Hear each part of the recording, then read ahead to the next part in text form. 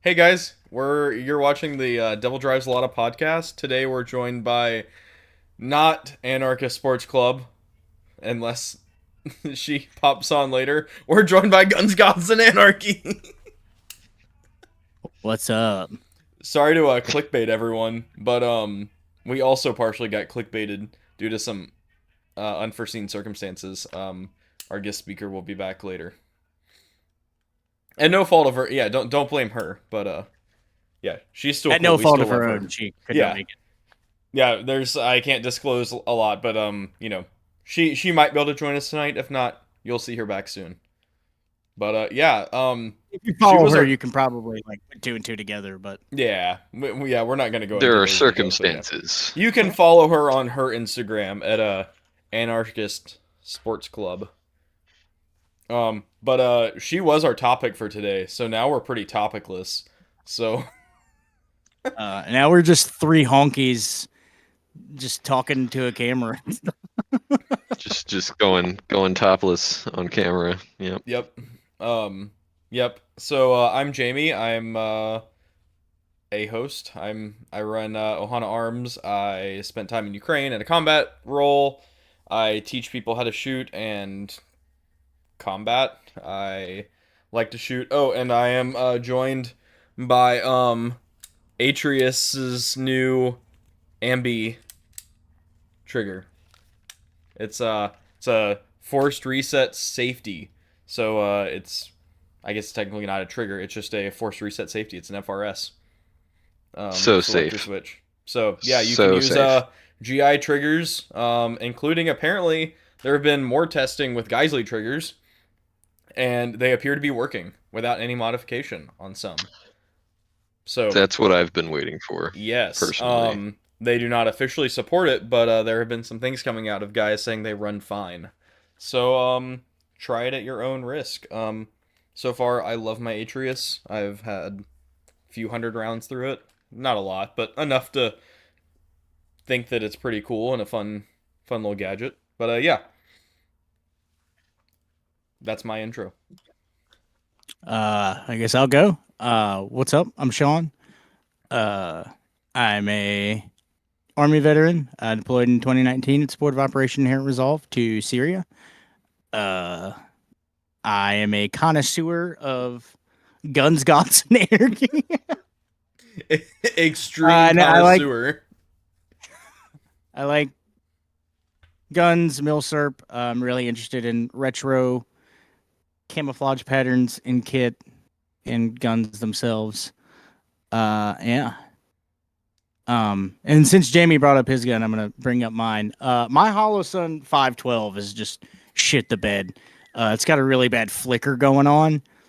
Uh, so, but when you China think of it, number one.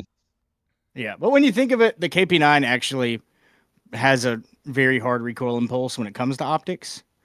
Because it's not actually an AK. It's a direct blowback, and the Clank, God, right, clank, everything's clank. all up here. Yeah, Wait, so is that a clanker? could be Uh, sure. fucking wire bangs. um, that's it. Oh No, no, my I That yeah, didn't camera's take yeah, I long. called them an oil guzzler. That's what they drink. I gotta fix my camera. Um, but Fucking tin and on a skins. side note, well, here we'll finish intros and then I will slightly tangent back to Hollow Sun. What's up? I'm Ian. I didn't do any of those things. I'm just a guy that He's not really moving the enjoys enemy. camo. Um, I sell camo sometimes. When people choose to buy it, I guess. I don't know. Uh, I wear This is your best balaclavas and I intro like ever. weird flags. So Yeah, Wait, is that's this a why I'm nose here, I reveal? guess. Have you revealed your nose to us before? I think he has. I think he's Yeah, revealed. I definitely have. Okay. I usually wear it like this because I can't breathe with it over my nose and I don't like it. I was gonna say, did we just get a nose reveal live here? But Hava Nagila plays softly in the background. I'm trying to fix my camera currently because it's no worky. Oh, mate, you fucked it. Yeah, y'all can carry on for a minute. I will be fixing this. I guess back to my Holosun 512. Don't buy cheap optics. I guess like I wanted to put an aim point on here, but money. I guess I'm just gonna have to bite the bullet at some point and put an aim point on here. So I'm probably just gonna take it off and use the iron sights for now because I'm just. Yeah, Thankfully, this in no that's way. honestly This the is like the my AK vibe backup anyway. carbine. So. If you're trying to be more authentic to the AK vibe, I think Iron Sights is the way to go anyway. Well, that's kind of why I went with the Holosun 512 is because like you've actually seen them being used in Ukraine. So I was like, Right. sweet battlefield pickup look. And yeah, it turns out it's kind of a piece of shit. So, which sucks because that's like it's still like a $300 optic. It's like, not like I just threw a Yeah, fucking Burris on there, or a Tasco. yeah. Cheap is not exactly the right word for Holosun anymore. Yeah. I wouldn't say mid-tier, mid-level in terms of price. But in terms of quality, I would not call them mid-tier. They're definitely lower tier. Now, I thought about just putting a primary arms micro dot on here because those, as memed and cheap as they are, and it's essentially the same company, kind of. That is a cheap option. Which Yeah, I mean, but if you understand that going in, there's nothing wrong with that. But the PA micro dot is a very, I don't know what it is about it, but it's very durable. I had back in the day when I had a Yugo M92, had a PA micro dot on it, and I beat the hell out of that thing, and optic still worked.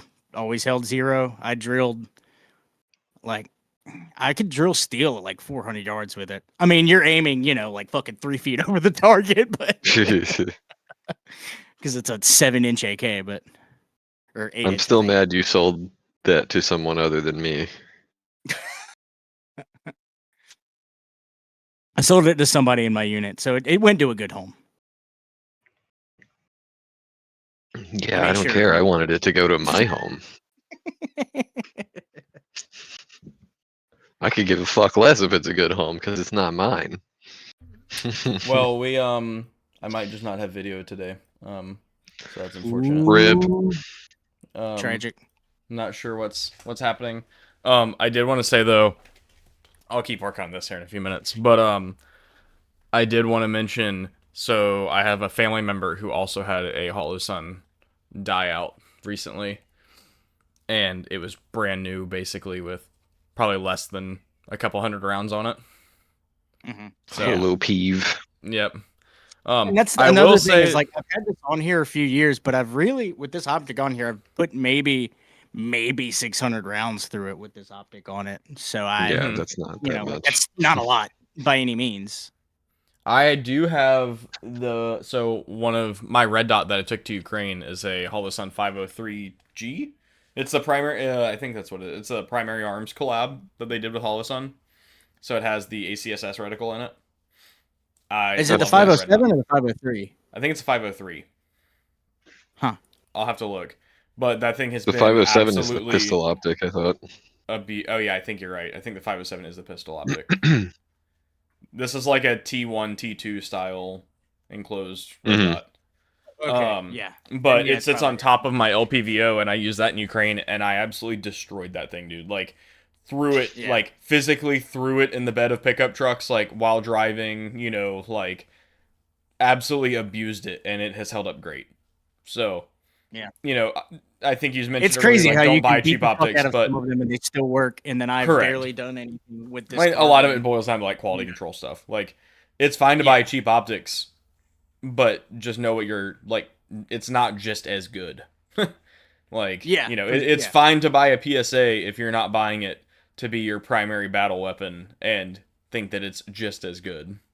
I mean, yeah, and like I'm not super worried about it right now because, like, again, this is my backup carbine. Backup to Like my if backup. I resorted to using this, then shit's gone really south, and I'm probably have just died by the time it's gotten to the point to use this. It's Well, gone guess I'll awry. die. So yeah, I am still attempting to fix my camera situation here. I do one day would like to make this a something usable, and use the. Sorry, it's not Hey, I'm back. Kono. Hey, there he is. Kono was the company that first did it. It's Plinkify now. They do an Pinkify? AK. Yeah, Plinkify is the name of the company. What a They name. do an AK drop-in trigger. And they say it'll work in a KP9, but it requires modification. And I've reached out to them. I'm gonna have to reach out to them again to see what kind of modification it needs before I get it.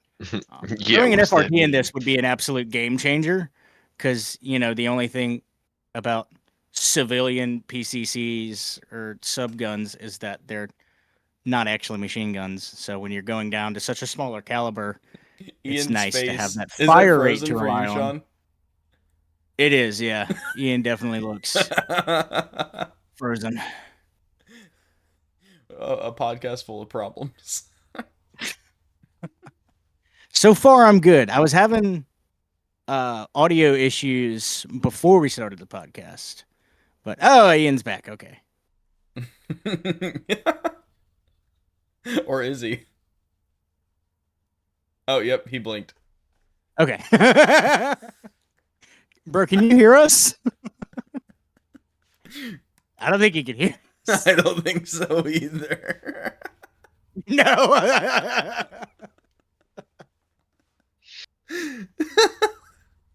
Okay, well, he's going to have to join back again. When I was trying to fix my light or fix my camera, I knocked my I have like these bar lights and I knocked one down on my keyboard and it like rolled across, smashing all the keys and minimized the full screen Discord, and then popped up another channel. I was like, "Oh no, that could have been." Thankfully, it was just the definitely that we don't pay for Discord Nitro people. So we have Discord Nitro on this server for better audio quality. But I was like, "Oh, dude, I could have accidentally legitimately doxed people." Yeah, for real. But instead, we just gave our Discord Nitro boosters a shout out. Oh, he can hear us again. He laughed. There we go. Hey. Yeah, I don't know. It says I Okay. lost internet for a moment. I don't know what the fuck happened. There's probably a guy with a tiny hat fucking with your shit. Somebody did Well- actually crash into one of the fiber boxes on the side of the road around here the other day and just like completely killed internet for the whole area for like Fuck that, 3 dude. days. It was very annoying. Phenomenal. Absolutely phenomenal. Yeah. So, some topics. Yeah, well, I was gonna say. Oh, yeah, that's kind of Yeah. what I was gonna guess. Like Yeah. we said, our guest speaker was unable to make it today. She will be back 100%. Just not today, unless she does. We'll see. I don't foresee her being able to pop on today though. But we also have some other guest speakers coming up soon. I think. I'm gonna try to arrange some of that.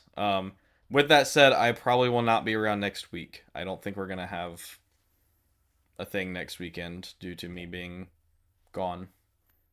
So yeah, but all that to say, we hope to have some more guest speakers coming on soon, and we've been very happy to actually have some cool stories and stuff. If you didn't see last week's episode about smuggling illegal and rare camo into the U.S., that was a really, yeah. I hate I really had to good miss episode. I know Yeah. you would have really enjoyed it. It was a 3-hour episode of He seems like a cool dude from what I've seen him say in the chat. yeah. He's Yeah. super A very cool. It was a cool guy, 3-hour yeah. episode on security work in South Africa. poaching, anti-poaching. That's an important anti-poaching Poaching. operations. And the actual Bachelor party idea. Yeah. Wait, we wait, don't wait. actually condone You need to this. clarify, because Yeah. I said I had an said idea for a poaching. bachelor party that's just to go on an anti-poaching expedition. Anti-poaching expedition. There we go. Anti-poaching. Very important distinction. Yeah. Yeah. we support anti-poaching, not poaching. Yes. Yeah.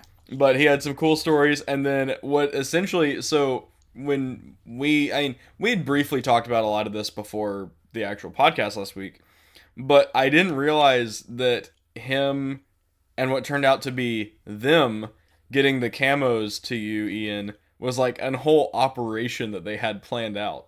Like, I think I originally had kind of thought this was like oh yeah, we were able to find some camo, it fell out of the back of the truck. No. These dudes planned out like a whole military scale operation to get Ian from Operator Supply illegal camo. They're insane.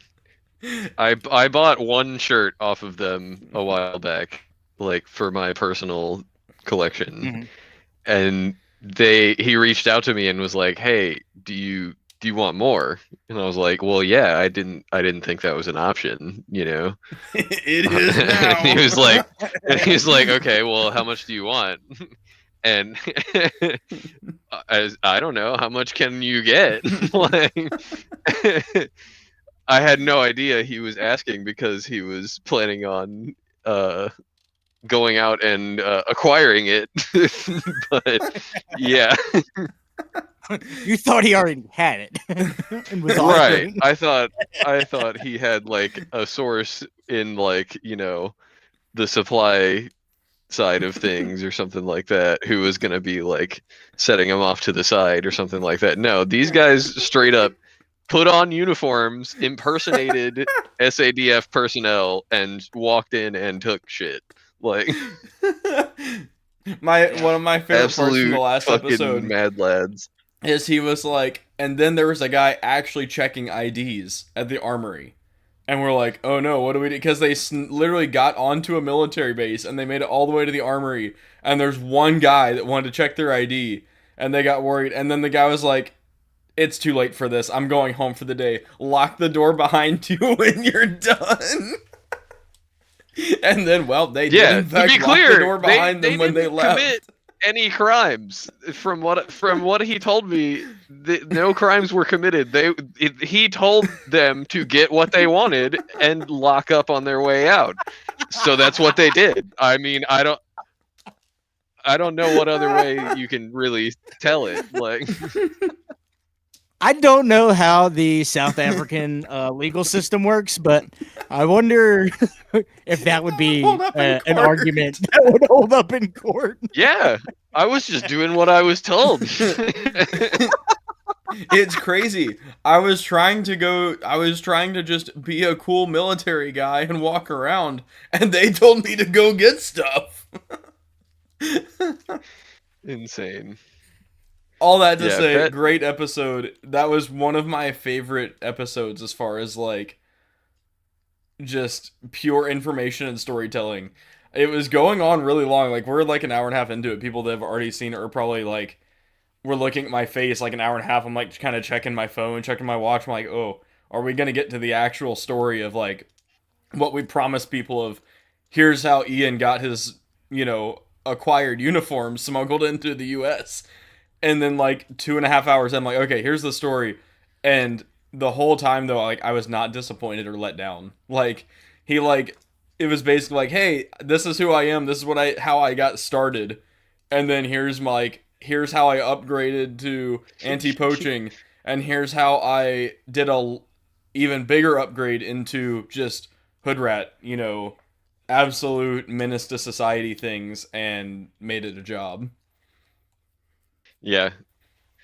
To be clear, he's not this is not a group of criminal individuals who make a living off of stealing shit. They have a legitimate business. They just went out of their way to do this for me. because I asked them to, because they're really cool guys. He was I talking about obviously I can't shout out their legitimate business because that Yeah. would dox them and get them in a lot of legal trouble. But you can check them they, out here they on do, Instagram. yeah, yeah. They do conduct a legitimate business. They're otherwise respectable people. It's just this for whatever reason they're willing to do this for me. What can you say? You're just loved. I also loved he was Yeah. talking about his the Russian officer helmet he has sitting on his shelf. Yeah, And how he got yeah, it. He that told was a a story great about story too. that. It was just like awesome stories. Really enjoyed it. And we want to have more guests like that on soon. And maybe even him back. Like he told a fraction of his stories. He was like blowing up the Discord later that day. Well, the whole like past week and a Yeah. half of like more pictures Yeah. and stories. And we're like, dude, we need to have those too. Like those are amazing. So yeah, we want to have If you're more seeing this, guests then and- you also have a alternative lifestyle. Yeah. We're open to other guests as well. Please reach out. Yeah. And I mean that's basically you what know, we happened would with love Anarchist to, Sports Club. Yeah, I Like, would her love and to I talk have to somebody been from friends for like years. the cartel world or the private security in Latin America world from either side. You know, Yeah. um, It, from You like if other you just have conflicts. any access to Norwegian or Swedish military surplus, oh go ahead and yes. slide in our DMs. Yeah, for sure. We need what's Yeah. the new one? The M90 that's restricted for export? No, M9. I have M90. That's not restricted for The- export. the You're new one. thinking of The one that Norm it's got a cease just and like desist Norwegian for. Woodland. Yeah, the one that Yeah, fuck, Norwegian what's the- Woodland. Yeah, I think. Norwegian Okay. Tactical. Yeah. But they have a new one that has come out in the past couple of years that Norm started selling and then immediately got a cease and desist And they for told by them the to Norwegian stop. government. Yeah. And they told them they can't Yeah. even use the pattern itself at all.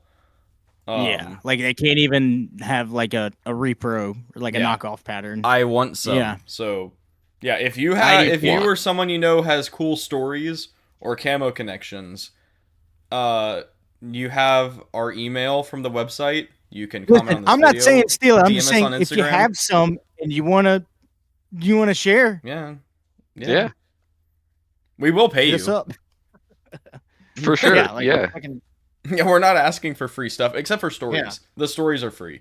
We don't pay guest speakers. Yeah. To be clear, yeah, we will not pay you to just come and talk. We're not that big of a show yet.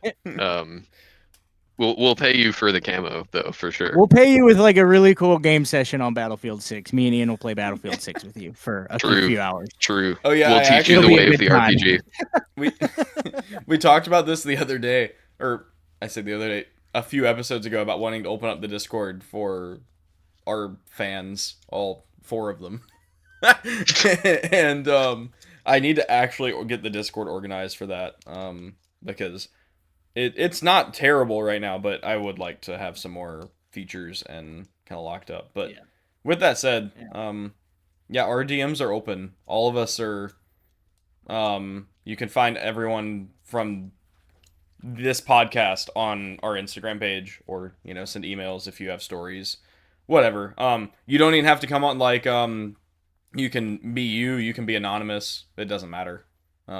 We'd love to have your hey, even if you don't feel comfortable coming on the show, email us your story and we'll read it. Like that would be pretty sick. Yeah. I will sit here with a script and read your combat war stories or whatever you have that's interesting. Yeah, we'll voice act your stuff if you want. Do Oh, hell yeah, dramatic dude. recreations. Ian, you're extra number 1. This is not this. To be clear, this is not a call for fanfic. Oh yeah, we don't. If you have I'm a speeders Legitimate- climber. I'm here to fix your you have bike. legitimate, verifiable events that you would like to share, then that's one thing. Yeah. But we're not here to act out your fantasies. We at least need some kind of proof that this actually happened. Whether it's some blurred photos or something cool. Give us something. Dude, that was also wild. He was like on last week's episode. He was like, "Yeah, we weren't even having allowed to have our phones. If we even took our phones, they'd just shoot us." I was like, "Oh, wild." Yeah, that was I feel like the main theme of the episode was just hearing how different the experience of the average military aged white dude in South Africa is compared to the United States.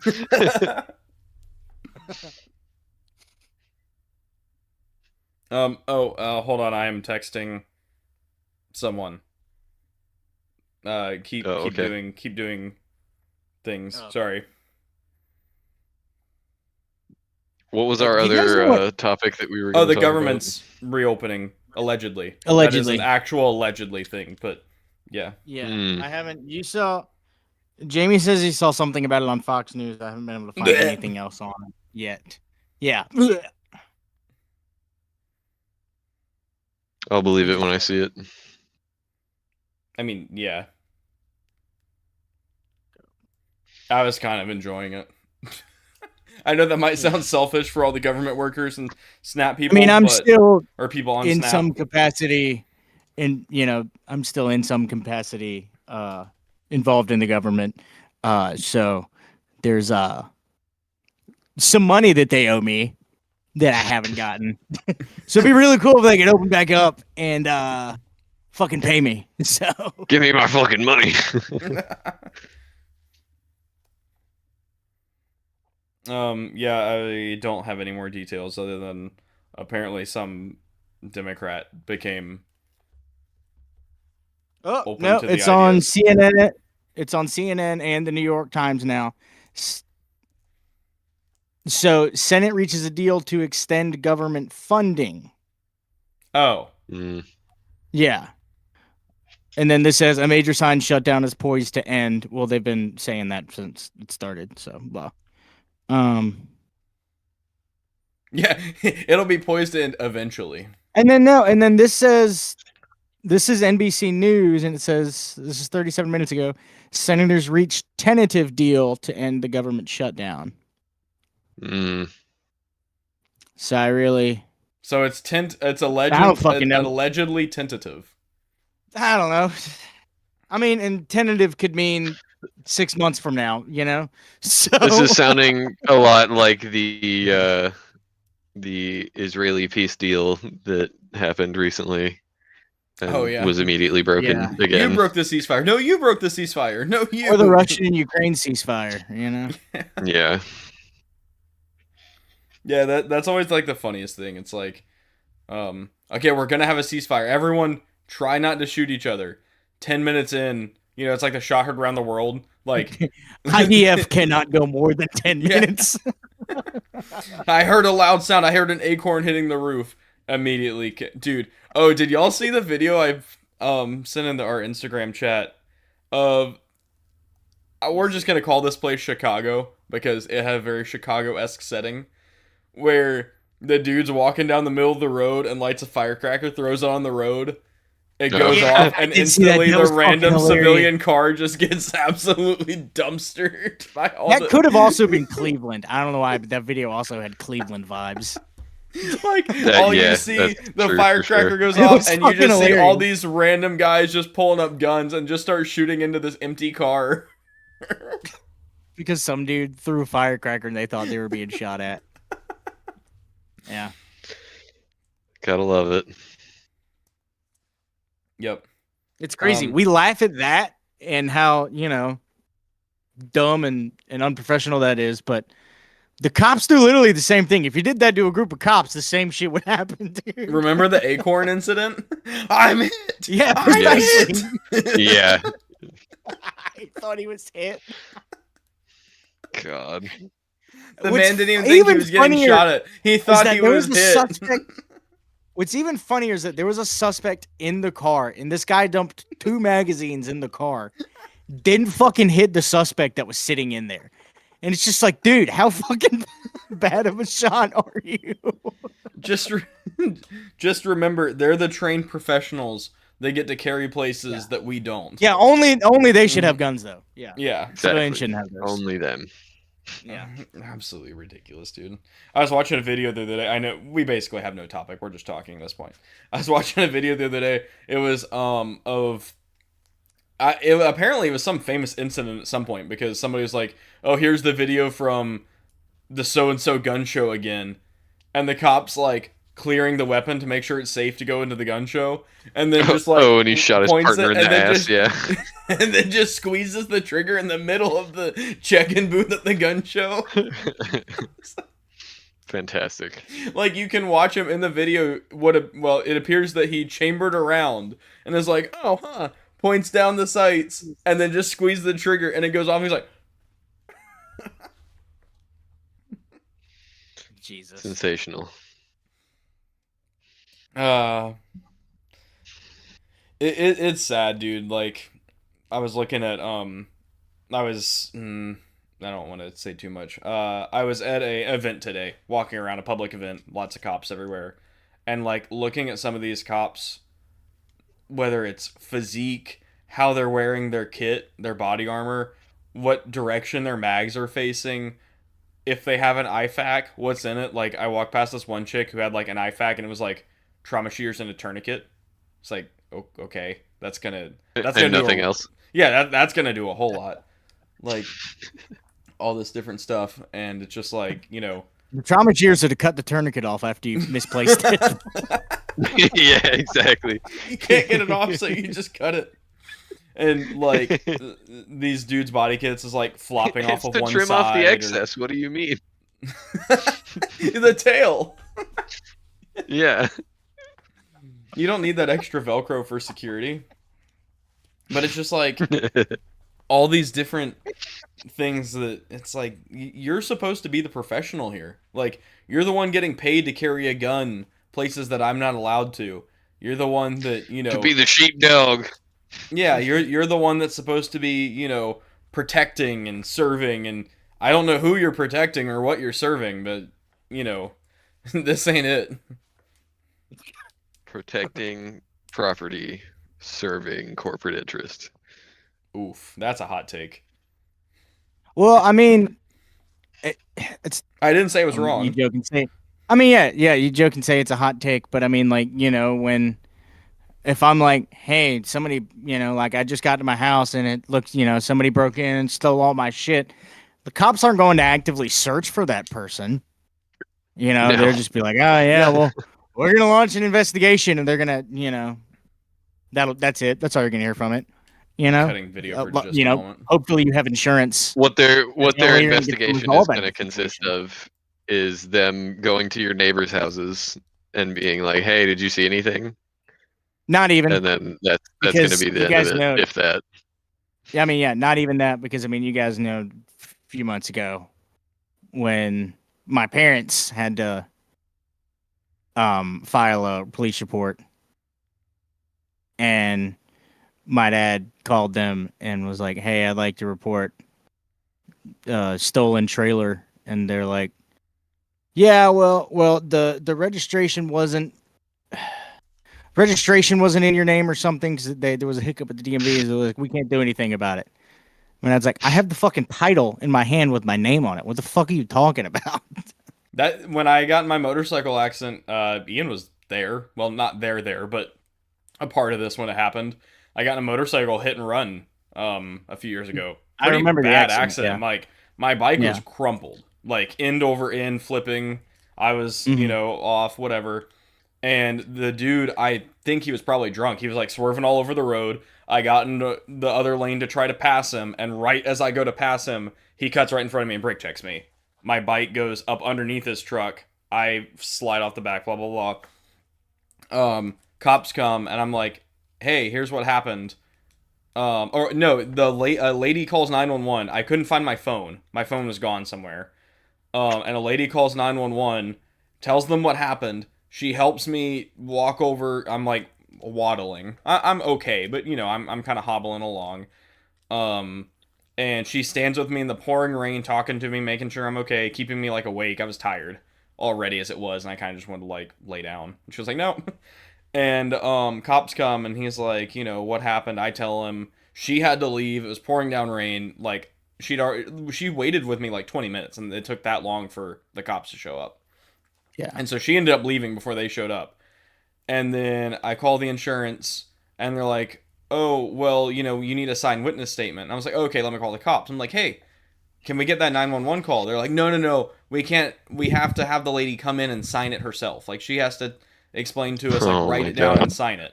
It's like, okay. I was like, "Well, what about the bike?" And they're like, "Oh, well, you didn't own the bike."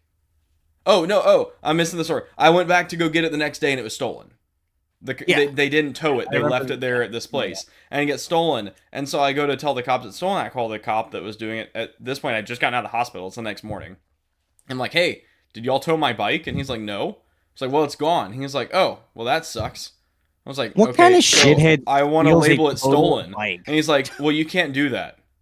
I was like, "Why not?" He's like, "You don't legally own the bike." I was like, "Yes, I do. I have the signed title right here. I bought it a few weeks ago. I haven't been to the DMV yet to get the paper." He's like, "Yeah, so you don't legally own it." I was like, "No, I legally own it because Amazing. I have a So title what saying my here dad by two parties signed saying I own this bike." He's like, "But you don't own it." It's like the SpongeBob Patrick meme. Like, that's my wallet. Yeah.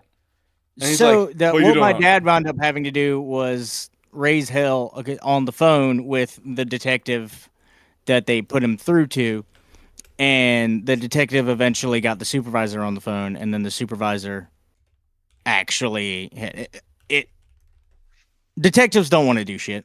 Um, yeah, but it's like I was saying. So like in your instance, and I'm sure they didn't do anything to find the guy that hit you. No, You they did know, absolutely nothing. yeah. I had to Whereas, like however, hassle if them to that even guy had check done a the hit make and them check run the on a cameras. if that guy had done a hit and run on a cop, they'd be a fucking manhunt for him. You Oh, know, dude, all I would have had but to that's do what I was now saying. is just Like tell if them somebody that I comes think in they and were an illegal burglarizes, immigrant. Like, dude, I'm pretty if sure a somebody comes Mexican in was and driving that truck. burglarizes my house, the cops aren't going to do anything about it. They'll except file a report. That's it. But if somebody, steals something from the police department or from the county, from the state, Yeah, like say a county construction site, and they steal a piece of equipment from there, they're gonna look tirelessly for that person. yeah. Or like I said, all I would have had to do is been like, "Oh, dude, I'm pretty sure that was an immigrant driving that truck." Dude, they would have found him in Yeah, like 4.5 minutes. Like, I bet I'd be like, you "Dog, dude, he was literally. waving a gun around and Yeah. He was saying like "Viva la Mexico" and had a Mexico flag. Like, dude, they would be all over him. Meanwhile, like they won't go find kidnapped kids that quick, or pedophiles. They're not rounding them up yeah." Right. like It'd be really cool if they looked the that hard list. for fucking kids that went missing. Yeah, but no, they don't care about our stolen items. They don't care about the missing kids. They don't care about the Epstein list that doesn't exist. Yeah, There we go. Sorry, I'm cutting that's for a the viewers. I'm cutting my that's a far video in left and out because conspiracy. I'm multitasking here on Discord. I'll be back, guys. Can Who's y'all that keep in? chatting? Oh wait, I can't. Okay. Okay. Let's take Never mind. I a got you. 2-minute break, everyone, and we will be right back. Okay. Okay. Hold on, I have to Is she? mute I all see. of my. Yes, yeah, I have to go Okay. talk to her real quick. Okay. Give us like 2 minutes, everyone. There'll just be a black screen. You won't hear any audio, and we'll be back in a minute.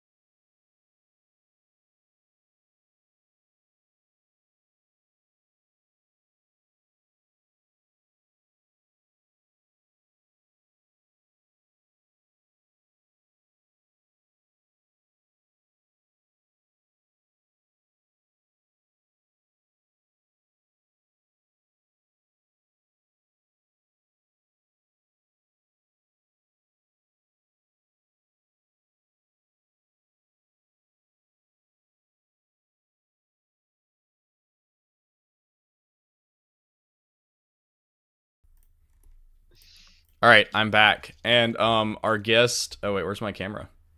Is my camera gone again? I don't know. I think it is. I don't know. Every time anything happens, your shit breaks. Okay, So. I know. Yeah. I'm back, and I'm going to pull our guest in. She's here. She's arrived. Hell yeah. Awesome. Mashallah. All right, we are back, and we're live. Inshallah. There we go. So hi. Can you tell us who you are and what you do or anything? Oh wait, why is your mic muted? Hold on. It's a ghost. Spooky Yeah. ghost. Might have to fix this. Hold please. We can't hear you, so just get 1 second. Production quality. Yeah. Remember, we still need a producer. I said it a while ago. Let me drag them out and back in. Okay, there. All right, Hi, can we you can hear hear you now. Yes. Okay, awesome. Tell us who you are and what you do and all the fun. Give us an intro. Well, let's get really honest. I am a unemployed photographer, so to speak. That just goes back and forth to Ukraine right now. I do like volunteer work, photography, all that stuff. I'm mainly out there because my boyfriend's Ukrainian. He's a medic, so I live with all of the air assault guys, and I see all the wild inside shit that goes on. Like I see like the civilian side and also the military side, and it's been quite the ride, so to speak. Yeah, I think I can speak for all of us here. We've all been checking your pictures out and like following you for probably years now at this point. And then I think you and I started talking at one point and just became friends. And I never actually thought about like, hey, we should have you on because I know you have some crazy stories. Like just looking at your pictures over the years, those stories tell so many pictures, and I would love to hear them actually like put into words or something. Wait. So, Did I I'm gonna- say something? yeah, those were words I understood, but Those are words. yeah, those were words. But I mean, to be completely honest, I think, as you know, normal people don't go out to Ukraine because they love democracy and freedom. That's like just such a bag of bullshit. There's usually something going like wrong in a person's life for you to voluntarily go out there and live on the front lines. But I feel like really I said, called out right now. Yeah, definitely 100%. I think you should. Yeah. well, I mean, just speaking from like, obviously, like I've encountered, you know what's been really sad is when I first went out there, I think it was like 3 years ago now. And the first interaction I had was with foreigners was just like traumatizing to say the least. Like, I got like basically like there was a whole thing with like money that they blamed me for, which is like hilarious now because of the amounts of like thousands of dollars I've spent like myself on the war effort. And then I got like bullied online, and they were reaching out to all these big like Ukrainian pages, but they didn't know that I was actually friends with the guys that were running these big Ukrainian pages. So they were right away like they clocked it as bullshit, and they were like, "Why are you bullying this like blonde girl? Like she didn't do anything wrong." So that was like my first encounter with foreigners. And like I actually since I live with mostly Ukrainians, I'm actually banned by my friends from working with a lot of the foreigners because, you know, we've got some, crazy stories about them. But like, it's either you meet like the best, like the very best people in the world out there, or like the absolute fucking worst. And there's really like no middle ground. And it's really funny because it's basically like you're basically like in a big high school setting with It's 30-year-old true. men with guns and like death. That's like basically what it is. It's like the high school drama, but like in a war zone, which is That like tracks. it's just so funny to me. I also kind of wasn't expect. There was a lot of things I just like was not expecting, but I've kind of learned to live with over the years. And especially when like we have like new foreigners coming in and we'll see them at like shops and stuff. I won't speak English because they're like trying to pay with American dollars at MTAC, and I'm like, there is no fucking way you just traveled like the same route that I travel every month, which is just like a shit show, like a horror show. Like you got to get like on a 12-hour plane and then you're Hmm. on a bus for 3 fucking days, and you're like paying in Donbass with American dollars at MTAC. Like see, like it's like almost embarrassing sometimes to be an American out there. You know what I mean? Yeah, Um, Yeah. Yep. I can attest to that. A lot of, I mean, having worked with foreigners a lot as a foreigner there, also, it's ridiculous. We had everything from like the cool guys that were actually there for good reasons and good purposes. We had, I know we've talked about it many many episodes ago on the podcast, but then there were guys that were there just because of their personal trauma, or they're running from something, they're running from a they're marriage, running they're from, running from yeah, crime, a marriage their from child charges. support. Yeah. It's And actually then it's actually so funny too when they because like one of my big like things that I'm trying to get into because I was like so against journalism for a while because journalism has become such a like just a joke, it's a shit show. I've met so many journalists with like the biggest fucking egos, and they believe kind of in the complete opposite of what they are like writing about or what they're videoing, and most of like the footage is like of them breathing really heavily while there's like like shaheeds incoming, and it's like, okay, aren't you there to like tell a story about like the Ukrainians? Like why do you have so much GoPro footage of yourself breathing so heavily? Like, you know what I mean? Shit like that. So like what I don't know, like I've had all these like big ideas and I've talked to a bunch of like volunteer like programs, and a bunch of them have fallen through, but I need to really start figuring out a way to like start like raising money um and just doing with like what all the volunteers do, with minus the fact that like a bunch of them somehow just make a shit ton of money off this war, and they always have brand new cars when when like third assault doesn't have the money to like fix cars. You know what I mean? It's like it's ridiculous.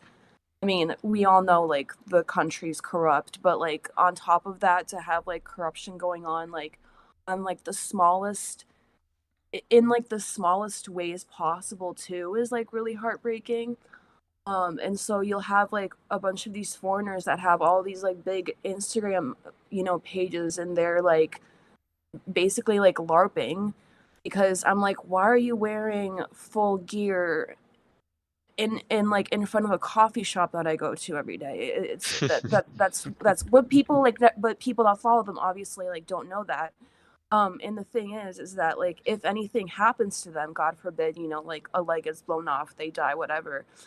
Since they have these like big followings, they turn into like these martyrs or these heroes, and people really don't know who they actually are. hmm And it's also the fact that it will if they're like if they become disabled, they will have the money to live like a normal life where there's Ukrainians being blown apart every single day, and they become like homeless, and they don't have the money to you know like fund themselves. I was actually talking to a best friend of mine. He was out there for 3 years, and he was like basically made a pact. He was like, if something happens to me, if I like become disabled, whatever, something gets blown off, like you are shooting me in the back of the head, and that's that. And I'm like, you know what, that completely makes sense. Because that's also something I have to like worry about, like, you know, like myself, my boyfriend, where I'm like, God forbid anything happens, like, you know, what do you do after, like, what is life going to be like after that? Mhm. And that's the case for thousands and thousands of Ukrainian men without these like big, you know, hero complexes. They're just there to, you know, do their job and defend their country, whatever their reasoning is for signing up. So that's also been like a big issue where it's like, how do we like start making money? Do we like start dressing me up like that Luhan girl and start like raising funds, like, you know what I mean? Start psyoping, like what like just like figuring out ways how to do that. I Um know we've uh been joking for, I think you and I, for probably like 2 years now. I think her Instagram and like OnlyFans like Malgoshkik or something. What is it? Do you yeah, remember? yeah, yep. Yeah, Yeah, that and she's girl. like absolute Ukraine, peak Ukraine thought, to say the least. And she Yeah. has an OnlyFans, and like her whole like spiel is like subscribe to me to support the war effort. And So it's just like, while she's like in Japan and she has that crazy video that I always post every time I go, where it's like, fly first class to yeah, Ukraine with me, and it's just like, it's like funny, but it's not. It's like really sad, you know. But that really like at that point, you know, you start to like really think, because you're like, you know, I still got a couple of years left in me. Maybe I should start an OnlyFans, but I don't think I'd be able to like morally handle or like mentally handle that. Every time I get like a hate comment or something, I can't even look at the. I'm like way too sensitive to like even look at my DMs or my comments sometimes, because people are so mean. yeah, that would probably open you up to a whole other can of worms. Yeah, no, that Oh, that's man. I that's tried the OnlyFans thing before. Didn't work out. Don't do it. don't do it. Yeah, Not maybe worth start it. like an AI bot like OnlyFans page. You know, something like frontline feet pictures. I don't know. People are into weird shit. Yeah. You never Yeah. know. Start Um. selling your socks. Yeah. Yeah. What's her Just. face made like $1 billion selling her bathwater. I mean, Oh yeah. Yeah. there is a solution.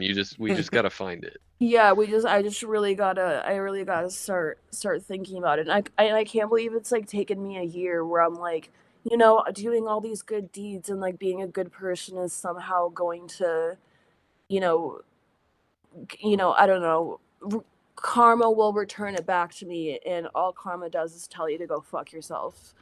So that's unfortunately how the world works. Yeah.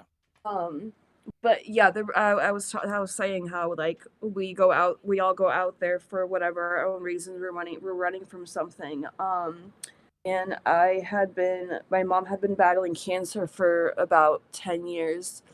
Um, and she like we did hospice and everything at home, and you know she like died in front of me, and then after that I was like, I'm off to even like a worse, like I can't handle being here. So I think the thing that will fix me is going and watching more people die. I think that is the solution to that problem. So I feel like you're gonna like always, you know, when you really get honest with like why people there, you realize really fast that they're running away from something. Yeah, I met very few people that I truly believe were actually there for wholesome, good reasons. I when we first got so when I first got into a group, it wasn't a unit at the time. It was pretty easy to be like, oh, this guy's running. Like you talk to him for 5 minutes, be like, oh, why are you here? And it's like, some were straight up honest with you, like, oh, my wife and I are getting divorced, and it's like, oh, okay, whatever, this or that, or we had one of the guys at this point we had but started a unit. We were in a unit, and he was trying to get it slotted in with us, and so we just straight up interviewed him. We're like, hey, why are you here? And he's like, oh yeah, I have pending drug charges in Alabama, and I didn't want to serve. And we're like, Yeah. oh, cool. So Or so they didn't get the deployment that they wanted when they were in the U.S. military. So That's a common one. yeah. they really wanted to get that war effort in. For me, it's always really sad to because sometimes you gotta go through the little what is the Telegram track a Nazi. It's kind of fun sometimes to like see what's going on there, and it's actually like really sad. It's a couple of the guys I knew just like through passing, all of them died obviously because they were like in retarded units that their officers were making them do Yeah. stupid shit that even the Ukrainians wouldn't do. So it was just like it was kind of like only a matter of time before something happened to them. But it's always really sad when you find out that they have kids, and I'm like, I just am so baffled by that aspect. Like, you know, I don't know. That just always breaks my heart. Where I'm like, that is, your kid is gonna be so fucking angry with you for the rest of your life. First of all, for going to a country you have absolutely no cultural or familiar ties to, like, like look at our country. Like, what the fuck is democracy actually? Like, I hate that democracy, like freedom bullshit. Like, please. But it's always really sad to find out that some of them have kids and that they're out there, and it's kind of just like it makes you kind of like look at them a little bit sideways. We had one of the guys who I fought alongside. I won't give his name out. It is public information. If you want to look for him, you can find him. Um, he was killed a month or so after I left. In 2022, and we had talked for a while. I mean, when you're sitting in a foxhole together, like getting shelled, you just kind of talk to the people around you, like, hey, what's life back Yeah, home? Wife yeah, and yeah, kids. yeah. Tell You talk me your about story. there's a lot of interesting things that come out in Yeah, those blindages. and it was just kind of like, hey, so are you running for and when these are all people we already trust, like these are people that we have chosen to fight alongside with and accept into our unit, and whatever, and it's just like, tell us your story, and he would straight up tell you, he's like, I have everything back home. He's like, I have a huge house. He's like, I had a great job, have a great job. He left it to go to Ukraine. He had a wife and two kids. He if I remember correctly, his house was literally on like a French lake, like beautiful, like he Jesus, had what everything, the and it was fuck? just like, why are you What are you here? And he doing was like, here? um, and I don't remember his. I don't want to necessarily put words in his mouth, but he basically was just like, similar reason to me. He's like, I saw videos of what was happening and just knew that I could do something to help, or I wanted to try to do something to help, and he was like, I want my kids, and if something happens to me, I want my kids to remember, that I was dying, or I died fighting for, the Ukrainian kids to have a life like what they have in France and things like that. And it was just like, wow, that's really Even, I cool. mean, And come on, even looking at Europe right now, the world is in complete shambles. yeah, So it's like, oh, are you really fighting for the Ukrainian kids, or did you have a midlife crisis? Which one? And yeah, maybe he really cares about other children. I don't know, but I feel like your kids should come first. yeah. And I mean, I definitely feel so like when you said your mom passed away and you kind of left that situation to get in a worse situation. So, my sister died in 2020, and I had just got back from Syria not long before that, and I was this close to like joining Peshmerga. Like I was looking for an in.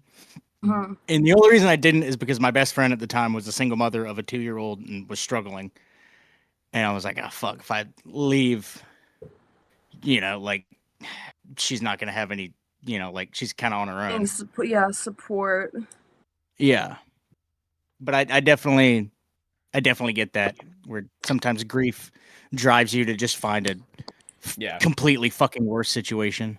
yeah. Yeah, I mean, or give you like some type of like purpose, I guess. But and it's funny also because I think you kind of you get there at first and you're like, I'm here, and everyone's like, I'm here. What do I do now? And everyone's like, we really don't give a fuck. Like there's too many people. yeah, There's too many. Like there's too much shit going on. Like you're not a hero for doing anything. Like congratulations, I guess. Like you'll get a cookie. like, and also like, God forbid you're a foreigner and you get like your legs blown off, you'll get to meet some like, what is it, the politicians and stuff, and like I made that post yesterday because I just thought it was so funny that they took a picture of Angelina Jolie like in full gear, which like I understand, like you know, probably for like safety purposes for her and stuff like that, but Insurance. you know, yeah, insurance.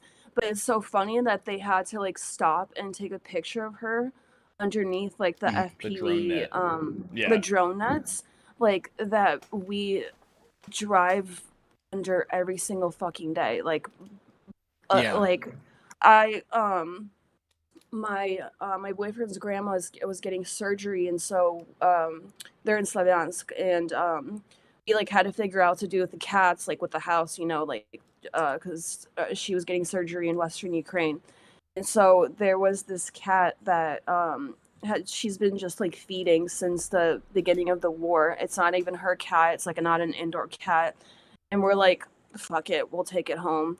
And so like I've been like rescuing random cats, and this cat shit all over me on the bus ride home, and the military people stop and they like open the door and they look at the situation and they're like, good luck, girl. You know, you're doing a good deed, but well, yeah, we'll let them pass. We're not going to check anyone's IDs because this looks like a bad enough situation already. Where I'm Looks just, like a pretty covered crappy situation. yeah, we can, yeah, there it is, pretty crappy situation. I'm not going to use the soundboard for that. Oh yeah, Ian, you missed it earlier. Sean discovered the soundboard right before we started the podcast. You were off getting food, and I was sitting Oh, here, that's and all what you you guys hear were is like laughing about. the whole thing just like cycling through, and he's like, "What's Arab ear rape?" Oh my god. What is it? All right, hold on. Can someone else play it? Because You're I gonna have to regret not asking. share my screen. Oh wait, hold on. I'm so sorry to the people watching. Watch your headphone volume.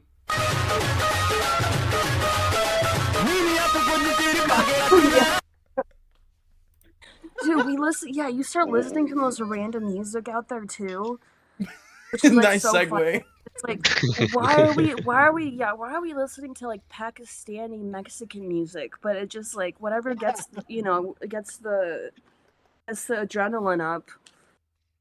I know we would all listen to Whatever is different thing, provocative like, gets the people going. gets the people going. Some people, I mean, we had our guys, like some of the guys would be listening to like country music. Oh, it reminds me of back home, and then like I'm over here like listening to mostly Christian metal music.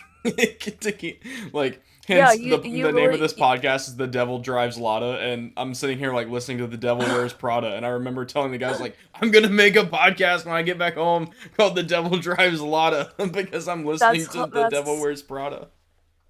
That's actually hilarious. I've always wanted a Lada. My dad had one back in like the 80s or the 90s or something. He was so proud of it. And they're the most reliable cars too, which is like the craziest Giving part. Toyota a run for their money. They've been out on those roads, and those fucking roads, man, are give you like a concussion within itself. We have some videos of us driving down the roads. I'm sure it's the same. You have the same story. It's like you're in the bed of a pickup truck, like hauling as artillery shells are going over you, and you hit a pothole. Except it's not a pothole. It's a crater for like a 155 artillery shell. And so Yeah, you're just like you never whoosh, know and then what you it ramp is. up the other side. Everyone's like holding onto the pickup truck, and you hit your head on the side or something. Yeah. Yeah, you don't know if it was from like a shelling or just like the roads really being really bad. And it's also like a big problem is like they'll be like they say they allocated like 15 million agreement to fix the roads, and all of a sudden did we it get like go? a bunch of, yeah, first of all, where the fuck did it go? And then we see just like a bunch of new like rose beds pop up, but we've been driving over the same pothole for 4 years. It's like, well, I know where the 15 million grieving went, and went to like some like kids clubbing in Miami. But like I'm just like, you know, I'm like, I get like I get the corruption and like the stealing of money and stuff, and at first it like really pisses you off, and then after you're there for a while, you're like, how do I get it? How do I get myself into that? You know, where do I start? Where do I start selling the weapons? Because you gotta pay the bills, and the bills do not get paid out there. I mean, they barely pay the soldiers. Like, you think they're gonna like give a shit about us? How do we get into like this corruption game? Yeah, when for These people might be smarter than us. they might be. We're just giving them way too much credit. For legal reasons, I can't go into details, but like when I was leaving my unit, they were like, "Hey, do you have all the clothes and jackets we issued you?" Nah, they got blown up, dude. Sorry. It's like, "Oh, do you have this pair of gloves that we issued you, or this camo or this or that?" And it's like, "Nah, sorry, I don't have any of it. I don't get paid It enough all to got care." burned. It's Oh my definitely God. blown up in a trench somewhere. Yeah, in a ditch Yep, somewhere. it's blown up in a trench somewhere. But the fact that they even asked for them back, it's like, what are you gonna do? What were you gonna do with them? Like, what, Yeah. you're gonna pass Yeah. them on to a new like, what do you mean you want my fucking camo back? Yeah. Yeah. Yeah, Sean but- also can understand the sentiment. You just got paid more than. Yeah. Yeah. But we have this like, whenever like incidents happen with like volunteers and stuff, we'll do like, we have one called Watermelon Gate, because there was a volunteer group that I unfortunately forget the names of all these people. I really should start writing it down. But Hirson Maybe it's for the is better. yeah, probably for the best. But I'm like, when people start coming out with these books about how they were all these like hero volunteers, I'm gonna come out with the complete opposite book and like tell like the real stories of it all. That's like what Actually. but we called it Watermelon Gate because Kherson is like well known actually in Ukraine for growing like the most amount of watermelons, and they're just like so okay. delicious. That's And not why I this- thought it was called that. So Kherson is just because like the land is so like you could literally plant anything and it'll grow, but Kherson was really well known for having like really good watermelons. And this volunteer group raised, I think, around $20,000 by saying that they're going to go and buy watermelons in Kherson for the civilians. And I was like, people have no fucking idea how retarded that sounds and how crazy that is. That you're buying. Who do they think is growing the watermelons? Like, they're $20,000 to give out watermelons to civilians in Kherson was a crazy. Yeah, that Watermelon Gate, and then there was also fuck, I need to go back through and it's in one of the group chats, but there was a Foreign Legions guy who was, I don't know what he was, but he was like one of the top people. He had like absolutely no credibility. Like, everything that he said that he did like out in the Middle East and stuff was completely made up, just like the usual type of bullshit that happens in Foreign Legion. But I went through his Twitter, and he was writing like straight up, like, this man is a very, very talented fan fiction writer, because he was writing straight up fan fiction. Like, he would write things like, you don't understand what it's like out there. I was sitting in a trench for a month, and I was like, as an officer, you've never been to wherever you say you're going, but okay, go ahead, let's keep reading. And he's like, and I watched the Russians eat the dogs. And I was like, but people don't know. Like, first of all, you were not sitting in a trench for months. Like, second of all, you did not watch Russians eat dogs. Like, these are just things that didn't happen. But the way that he was writing it was so like a classic like a war hero book. You know, like he's like pretending he's in like World War II. I'm like, none of these things happened. But people It's not even don't. propaganda. It's just stupidity. It's just stupidity. but people really don't know, and they actually believe that like he was seeing and doing these things. I called that one like Doggate or something. It's something like that. Ukrainian Tim Kennedy. Yeah, I was about to say that's not necessarily like integral to like or just the Foreign Legion. Like that happens even in the U.S. military way too fucking much. You have obviously the Tim Kennedy, and then even like Robert O'Neill, who again has lied about a lot of stuff, and then people that have served with him have been like, yeah, he's a fucking liar. It's always the what are they called? They're like the special armed forces or whatever, the SEAL teams that SBU have all these crazy stories, and it's funny because they always come out with a book, and they're like, these are top secret missions that we're not allowed to talk about, but you can write a book and they just fucking say the whole goddamn Let me thing. write it down for you. Yeah, like even like up to giving you like the coordinates of like where they were and where it happened. But they're like, but this is top secret. Don't tell anybody. It's like top selling like in the New York Times, but they're like, this is a secret, guys. This is only between us and all of the readers that are there are millions of people that are reading this bullshit that I'm writing about my missions. So I know you have you just had to have, had this experience. You're in Ukraine, right? And you're talking to this foreigner and you're like, "Hey, who are you? What have you done?" And they're like, "Oh yeah, I'm a Special Forces SEAL Delta Ranger sniper in the US."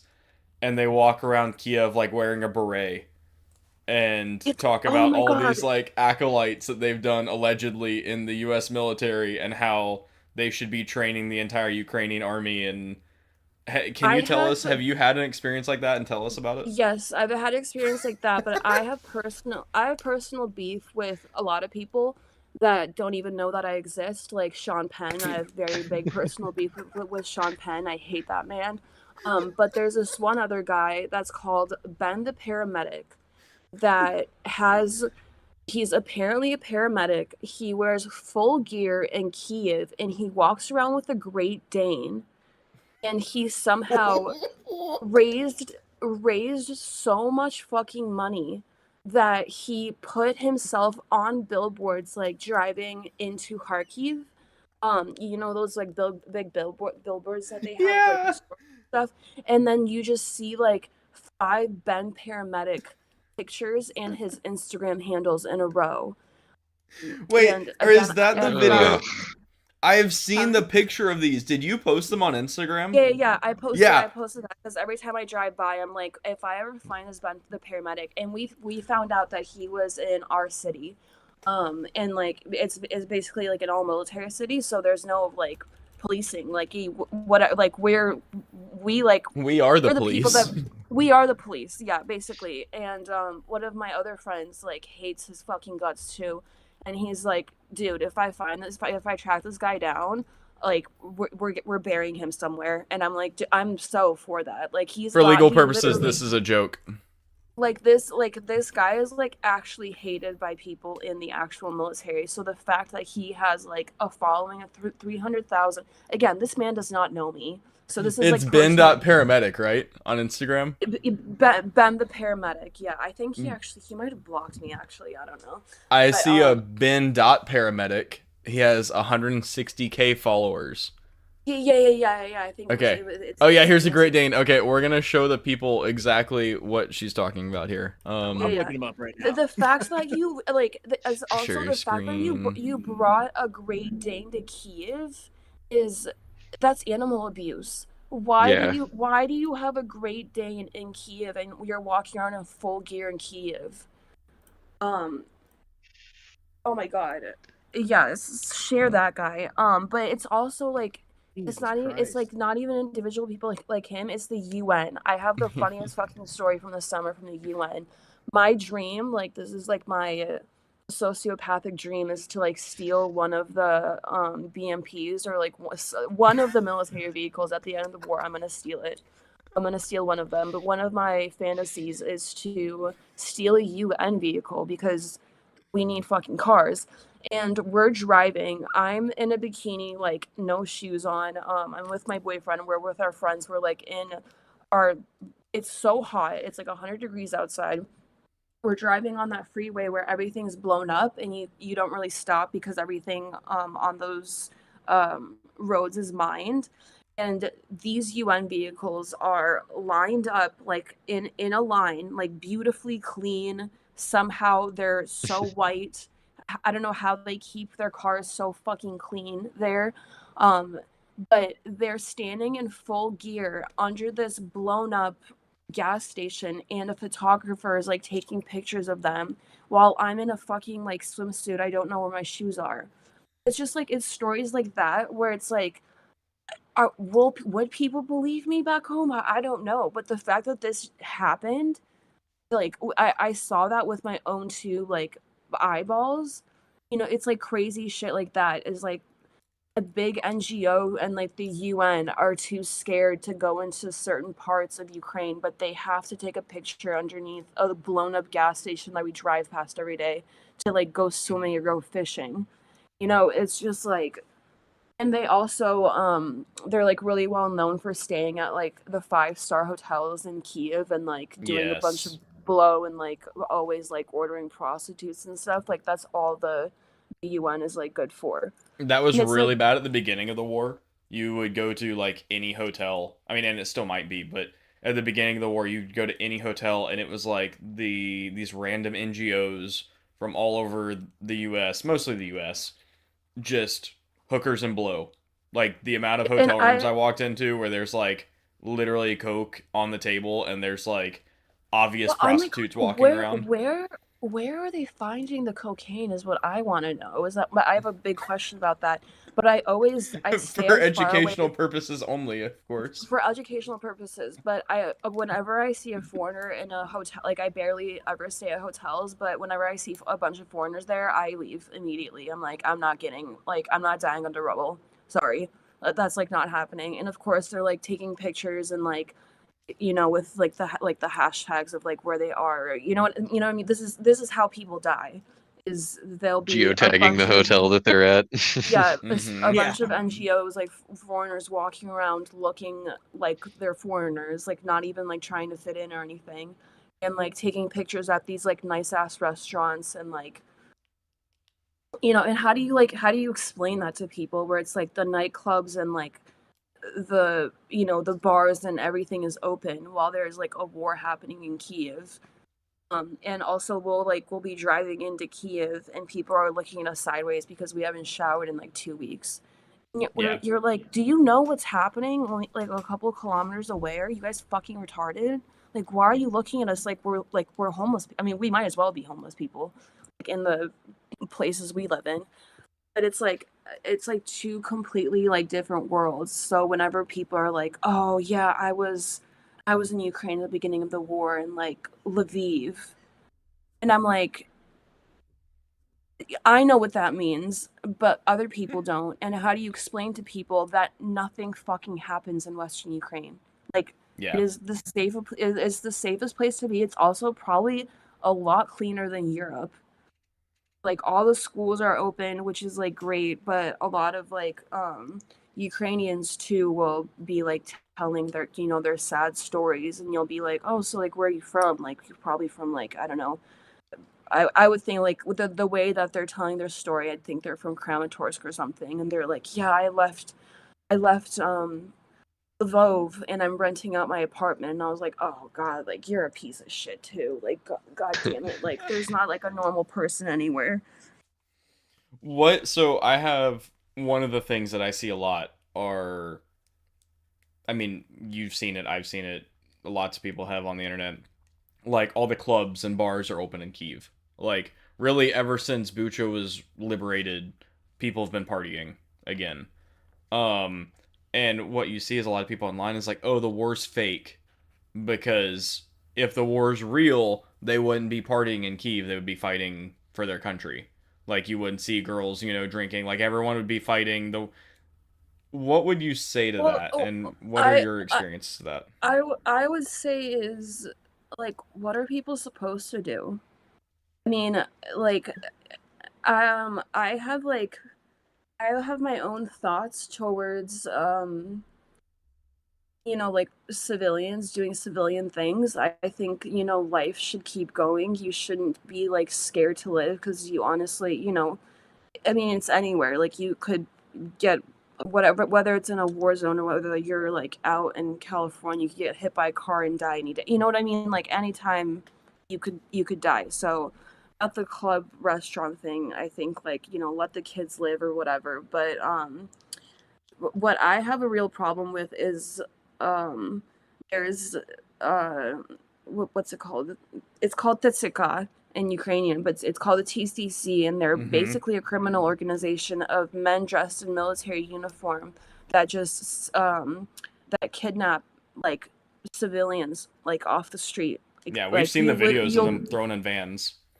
yeah, and people just started finding out about it, and I've been posting about it since the beginning of the war because I'm like, I mean, this is like this is not, this is, look, first of all, it looks very bad for the country. But when people are like, oh, we had the same thing happen in Vietnam, and I'm like, yeah, and look at the That's the outcome of problem. Vietnam. Like you're like, your thought process is like, well, it happens in different countries too, so it's normal that men like can't leave and that men are getting kidnapped. But it's not the men with like money and people that are driving their fucking Bentleys and nice ass like, Yeah. whatever nice cars they drive. It's just a normal working class men. Um and so like I have a huge problem with that because it's like, oh, we need men working. People need to be like building bridges and doing what men do. You know what I mean? So it's just like it's not the fucking politicians' kids or the people that should actually that are so like couch patriots. We call them couch patriots that are getting kidnapped and like sent to the front lines. It's just like normal everyday people. And of course, like the farther you are away from the country, the more of a patriot that you are. I feel like we feel that as Americans too. As like when we're in America, we're like, oh fuck this place, like everything's wrong. And then you spend like a couple months or some time away from America, and you're like, you hear someone talking shit about America, and you're like, buddy, you're not gonna be. For some reason, our like American patriotism like comes out when we're not in America. Only Yeah, I can it's talk it's bad about my country. yeah, only I can talk Yeah. back about my country. But that's also been like I was like, I have a great idea. Why isn't this like organization that kidnaps men off the street? Why don't they go to like America or Europe where these men are talking about how we should continue fighting and how people that ran away from the war are pussies and stuff. So you're like basically talking about yourself, but like for you're talking shit about these men that aren't willingly signing up to go die in the trenches, but you're in Europe somehow some way, and you like are supporting the continuation of like what's going on. um there's it's just like, again, it's like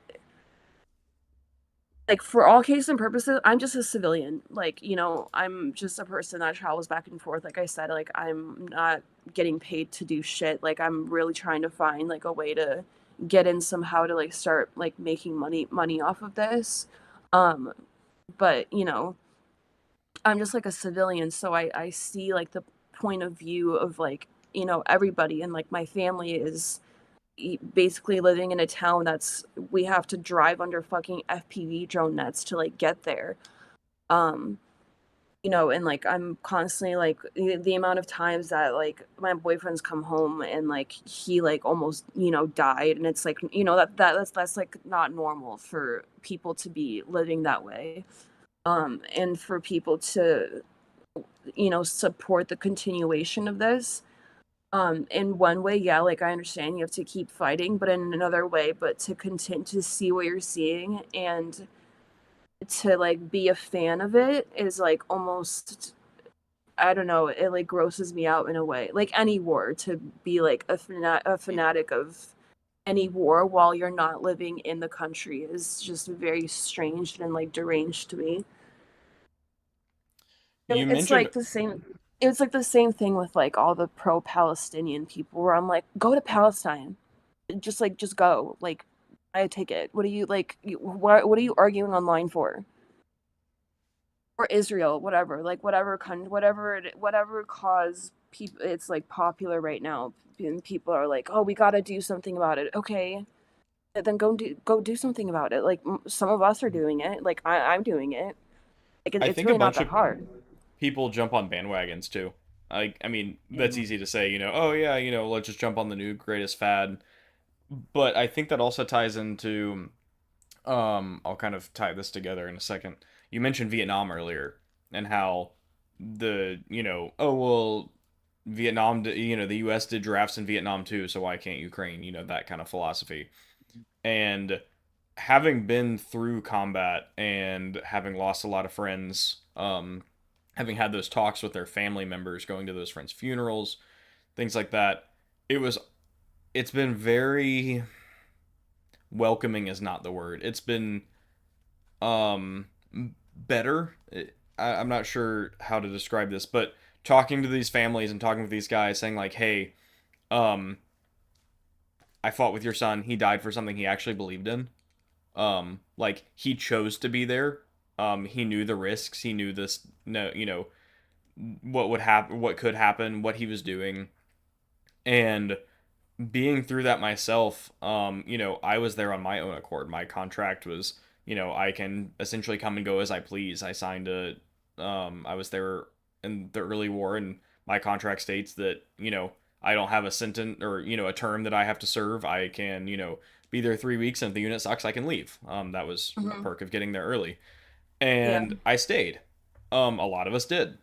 And it wasn't because it didn't suck. It did suck. We were thankfully in a good unit that genuinely cared about us, but we were fighting for a cause we believed in. Which is rare to find, and that's I Yes. that's why I'm like very thankful for when people like there's a lot of shit said about third assault, and of course there's always going to be like the bad seeds anywhere you go, Yeah. but third assault's like really cleaned up their act a lot since the beginning of the war, and I just like kind of almost felt better because in a way like at least for the medics and like the medical staff and like the units and stuff, they're like they're not allowed to drink. They're like very I don't know, they're just like they really care, how they present themselves in public, and like they really Hmm. care about their men, which like you can't say for a lot of the units, No. unfortunately. No. And what exactly? And what I was kind of getting at too there was like living through that, I came to the realization that not everyone has what I had or what I have. I'm going back to when I was there thinking through all this and processing what was happening. Not everyone that I was fighting with, like I was fighting with Ukrainians that were conscripts that had to be there. Um, but not everyone in the world and throughout history has had what I had. I was fighting on my terms and I could leave, come and go whenever I wanted. Meanwhile, guys in Vietnam died for something that they never believed in to begin with. They adamantly disagreed with the U.S. being involved in the war. They were drafted, forced to go fight, and died. And or watched, or even not died. Maybe they just went through hell on earth, watched all their friends die, and came home a completely different person fighting a war that they never Oh believed yeah, in. how many Vietnam vets, like the stories where they come home and they just like go and live in the fucking Yeah. forest because they can't, assimilate into the real worlds anymore. And I think that's also going to be a huge problem that we actually talk about a lot with Ukrainians, is that we always talk about like, the ending of the war, and it's like it is probably gonna get like right now at least they're like it's low crime. You walk into any store, you buy grenades, guns, any type of shit that you want, and there's you have access to all of these like dangerous weaponry, and but there's like low on crime. But after the war ends, there's gonna be like a lot of shit to clean up. Like the crime is gonna go up. Like domestic violence, a lot of these things, because like Ukraine is very much, they still have the Soviet mentality of Mm-hmm. like, depression, PTSD doesn't exist. Yeah. Like, We've talked about that on the podcast before. A lot like the Balkans, like that's kind of what happened in Serbia. Yeah. Well, and the U.S., if you look throughout history, we struggled with, on a much lesser degree, we struggled with something similar after World War II. Like, look at, Mhm. things like Hell's Angels and biker gang and stuff. A lot of that originated from basically PTSD vets. Well, actually, Depending on, one of my best friends was he was there was a documentary actually made about his unit in Afghanistan. And that's like one of the reasons why he joined like a biker gang. He's like a really completely different person now. He like has bees and like grows fruit, like, and has like a big chunk of land in like Mississippi, and he's an underwater welder. But like, in order to like cope with, the shit that he saw after the war, yeah, like yeah. you almost have to like group together with people that like understand you in a way. Well, and And look at, sorry, good. no, go ahead. I was gonna say, and even on a greater degree than the U.S., we had minor issues like motorcycle gang stuff after World War II, but look at Japan after World War II. Their crime rate went like through the roof. Suicide rates went through the roof. That's essentially, from my understanding, where a lot of the Yakuza stuff came from. Was, once again, PTSD, war vets, and in Japan it was even different than the U.S. because a lot of those guys never expected to come home. They didn't plan to come home. They went Right. on essentially a one-way trip as in some cases, a kamikaze fighter. It was, and to many of them it's pretty interesting to look through the history, like they take loss on a more personal level, at least back then during World War II. Like back then, the Japanese captain going down with his ship was the thing you basically had to do. You failed your mission, you go down with your ship. Um, and so a lot of those Japanese World War II veterans came back, and it was like they were a dishonor to themselves, to their family, to their country, whatever, Mhm. and their one-way ticket didn't get punched. And Right. so now they The have culture, they training. were culturally like their culture is so Yes. ingrained in that you're like a failure Yeah. if you come home, basically. Yep. And they had training at that point. They had experience. They had guns that I mean, they brought that's back. And literally And they were that's the angry. message behind Rambo. That's why they wrote yeah. Rambo, and then it kind of turned into just the fucking dude action series, but that wasn't the intent of it. Was to kind of show. And when you watch First Blood, It that's shows very much in First Blood Part yeah, 1 and 2. yeah. But Yeah, and it's even like ultimately sad. even like myself as like I said, I'm just like a normal civilian, basically, like living in a war zone. Like even coming home, like, I've been through the loss of like both of my parents, since that's, you know probably the worst thing that I'll ever go through.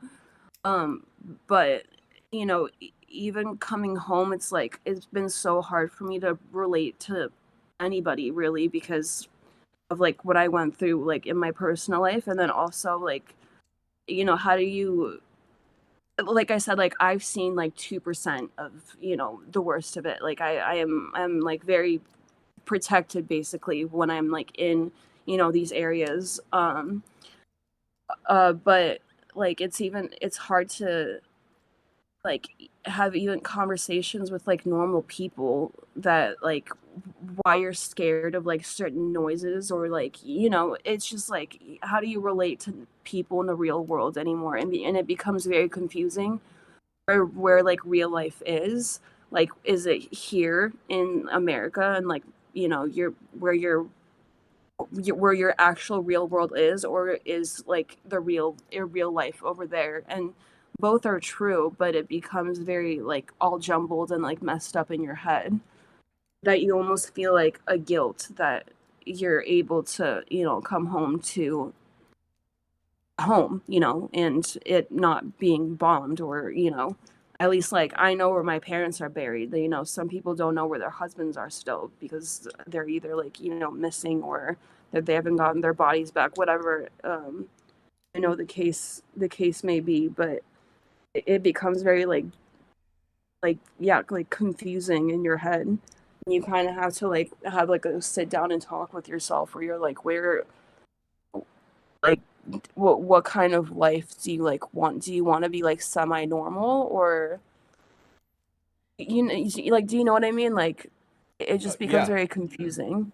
Well, I know we've talked about this in the podcast before. You guys can fill me in if we have or haven't. But I think we've talked about before, like, um, a lot of, I mean, this is including the US, not just Ukraine too, but the amount of times you'll see, oh, this is First Sergeant Daily, 14 combat deployments, 3 divorces, um, Yeah, and yeah, and 2 DUIs. It's like, oh, well, why does he have so many DUIs? Why does he have so many divorces? Because he keeps going back.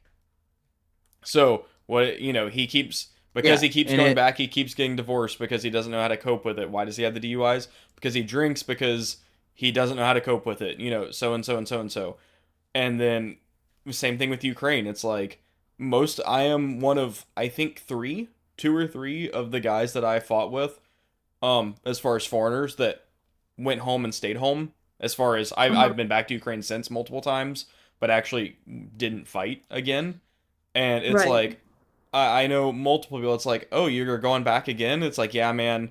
Um, just can't take normal life anymore. It's just not the same. I can't handle it. Oh, hey, you're back home. Yeah, man. I'm home for, for a while. I think I'm finally gonna stay. 4 weeks go by. Headed back to Mhm. Ukraine. Gotta buy all my stuff again. You know, this You and have that. to And it's change just, yourself in a way mhm. to be able to do that, to survive that, to get through that. Yeah, You have to change yourself in a way. It's really hard to change yourself back. And yeah, that's Yeah, why, you're never going to be the same person.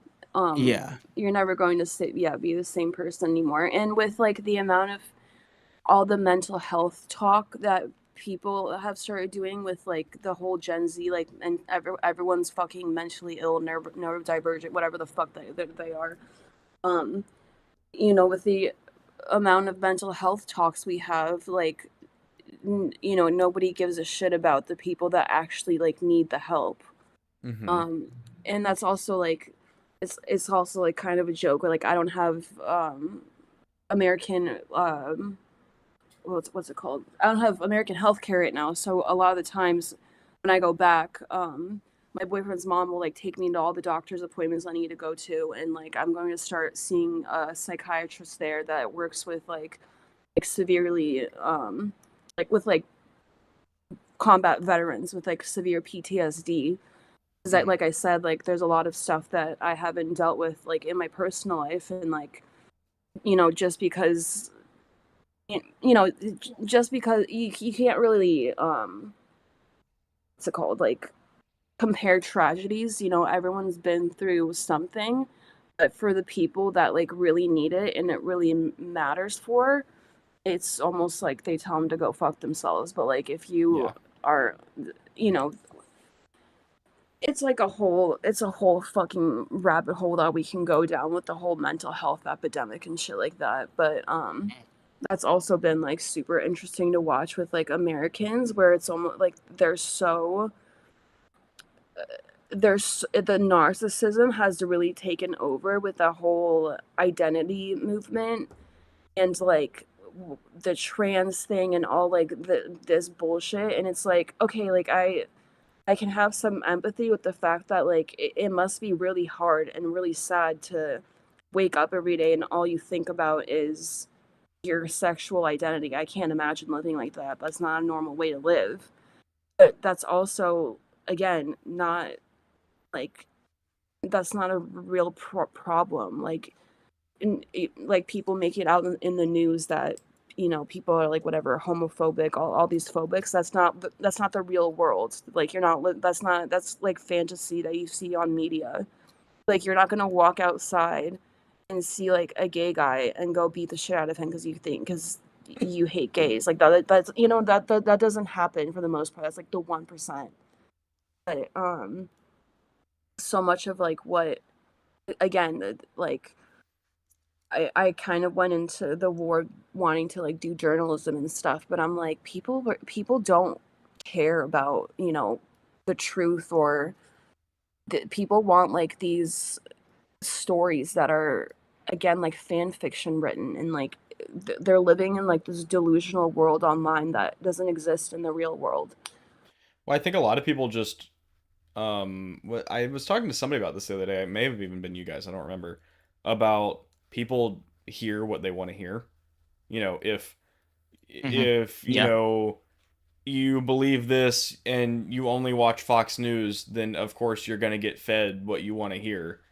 And Hmm. you're not going to listen to CNN if or some, Trumper typically.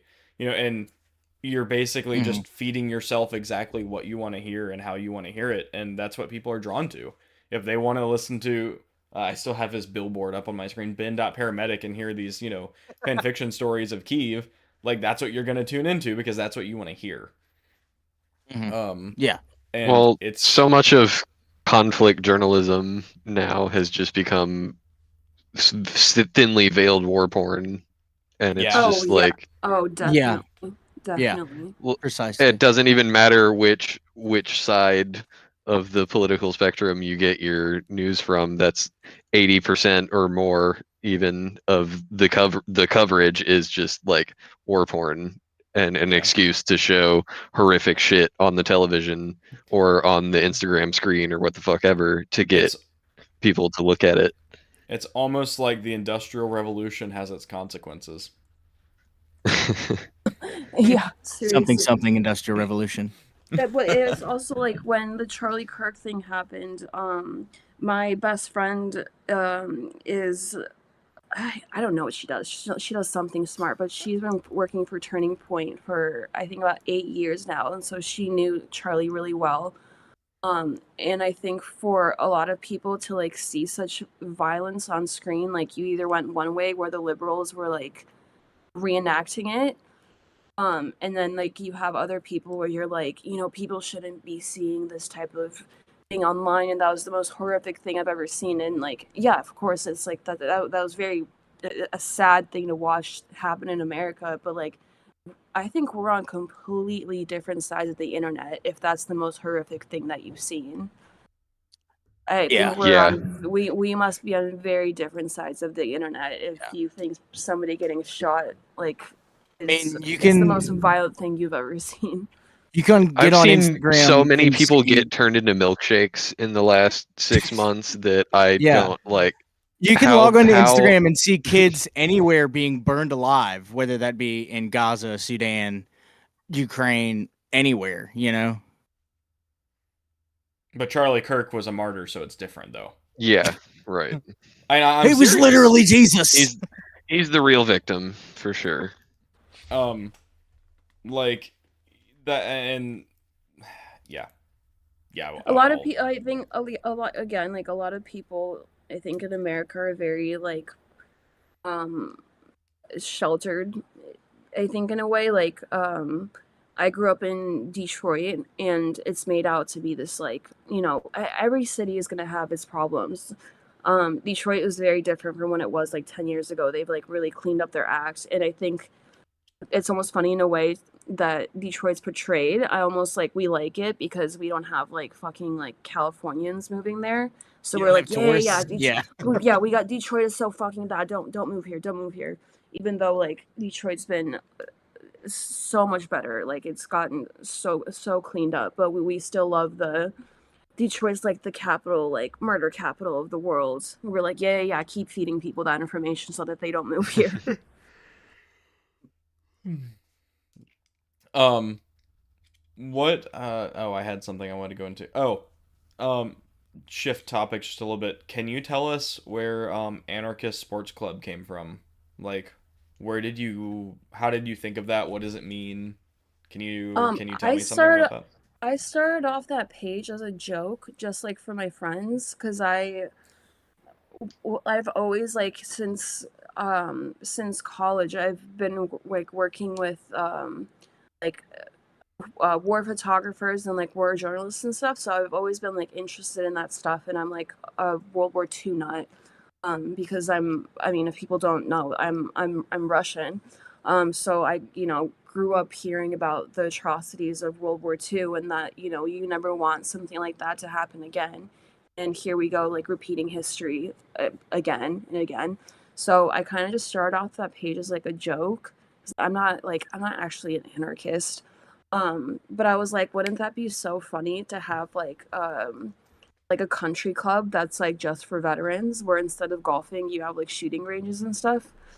So that page just like started off as like a joke, and then it kind of just turned into like what it turned into. It's like, I mean, it's really small compared to all of the other, whatever military combat footage thing, and it's actually so funny to watch some of like the bigger pages, like Battles and Beers. There is a clip that on a mission that my friend was on for Cassavac, and so we have the footage like at home on our laptops, and we were watching it, and it somehow got leaked to Battles and Beers, and they did such a great job at overlaying all this artillery that was not happening. Like, first of all, if there was that much artillery, you would see it, and you would like see, like the ground around you exploding. There's just like a lot of things that if you know the sounds, like you would know that they have overlaid so much footage, and I was just like, was the actual normal real footage not enough for you? Like, was Mhm.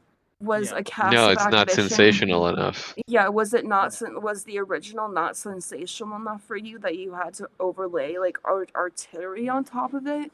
Like it was just so strange, and like all of these like big pages, a lot of the stuff they write is like such bullshit, and like again, like my page is like I'm a nobody, like my page is so small, and again, I'm not like some journalist or like known photographer, so like, no one's gonna like listen to me when I'm like, guys, this is complete bullshit. So like, at this point it's like become almost like exhausting to see just like, the bullshit over and over again, and like a journalist from a big page that's like been there once, and all he did was like take pictures of like himself. And I was like, you know what, maybe they are fucking smarter than me. Like, again, maybe I should start larping, and people will find me sensational. Maybe they'll like listen to what I have to say. But you know what I mean? Like, there's so much just bullshit, and like, again, it's like it's war pornography going around. Yeah, exactly. You're trying to Yeah. tell a story to people who just want war porn. The story doesn't matter. It just has to be sensational and attention grabbing. Yeah. And Can you it's tell even us like, why you think it's happening? Like, is it people trying to live vicariously? Is it a dopamine thing? Having also lived it yourself, do you have, as a civilian, what are your thoughts on that?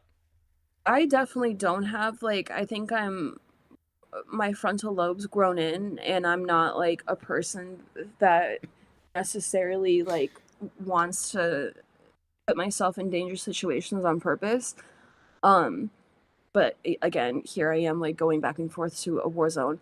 But I think it maybe like, yeah, maybe your own life is like too boring. You need to sensationalize war like even more. I really couldn't answer that. I really don't know what it is, or maybe like you want to feel like a hero in some way because you like did this one thing or saw this one thing. But again, it's like the stories that I really like want to get out there and like care about are are just like regular people and like regular Ukrainians, and like, the things that like, again, like my boyfriends live through, like are it like nightmare stories, like having to deliver a baby from like a dying woman, like my friends had to pull out pregnant women under from rubble, just like, the just normal regular stories that like people live through every day. They're not sensational enough, if it's not like some crazy special blow up tank mission, like I really don't know what it is. But like what regular people live through every day is like, is like a nightmare within itself. It's like, it was funny, we this summer first we saw it was my first time seeing a shaheed in the morning, because they usually come out at night so you don't see them, and I saw it with my own two eyes, and like that sound, like that's the sound of like that motor makes you like want to shit yourself. And we like just saw it fly by, and we're like, okay, so should we go get like lattes? And it's like that's not normal. You know what I mean? It's like the in World War II, the V1 and V2 rockets. Those very distinct sounds. You learn to hear them, and then in time you learn to almost just ignore them. Like, I'm sure you can also attest to this. Like at the beginning of the war, like you hear a raid siren, and you're like, "Oh hell, let me run for cover. Let me go find, let me go get in the train stations in Kyiv." And then by the time you've heard enough of them, you're just walking down the street. And it's another day. At this point, you're just like, it's too loud. It's Yeah. like It's giving me a off. headache. Like it's too loud. Like turn it off. It's like annoying at this point. 'Cause it's like, what are we supposed to do? Like, what do you, like, realistically, like, if it's coming for you, it's coming for you. Like, you realistically, there's like nothing you can do about it, so you start living with it. But the motors, yeah, like you start to hear like the distinguished sounds, and if there's like a new one that they made, you start to hear like that the motor's different, and you're like, okay, so there's like a new set that just came out, so we have to learn the sound of like a new motor, you know what I mean? And almost like what, like I'm a big like horror movie watcher. Like that's like all I watch is like horror and war movies, and like sometimes when I'm at home by myself and I like am hearing something and it's on from the movie, I like have to turn the computer off and be like, is it the movie or is something happening? That kind of goes back to what you were talking about earlier. Sometimes realities mix.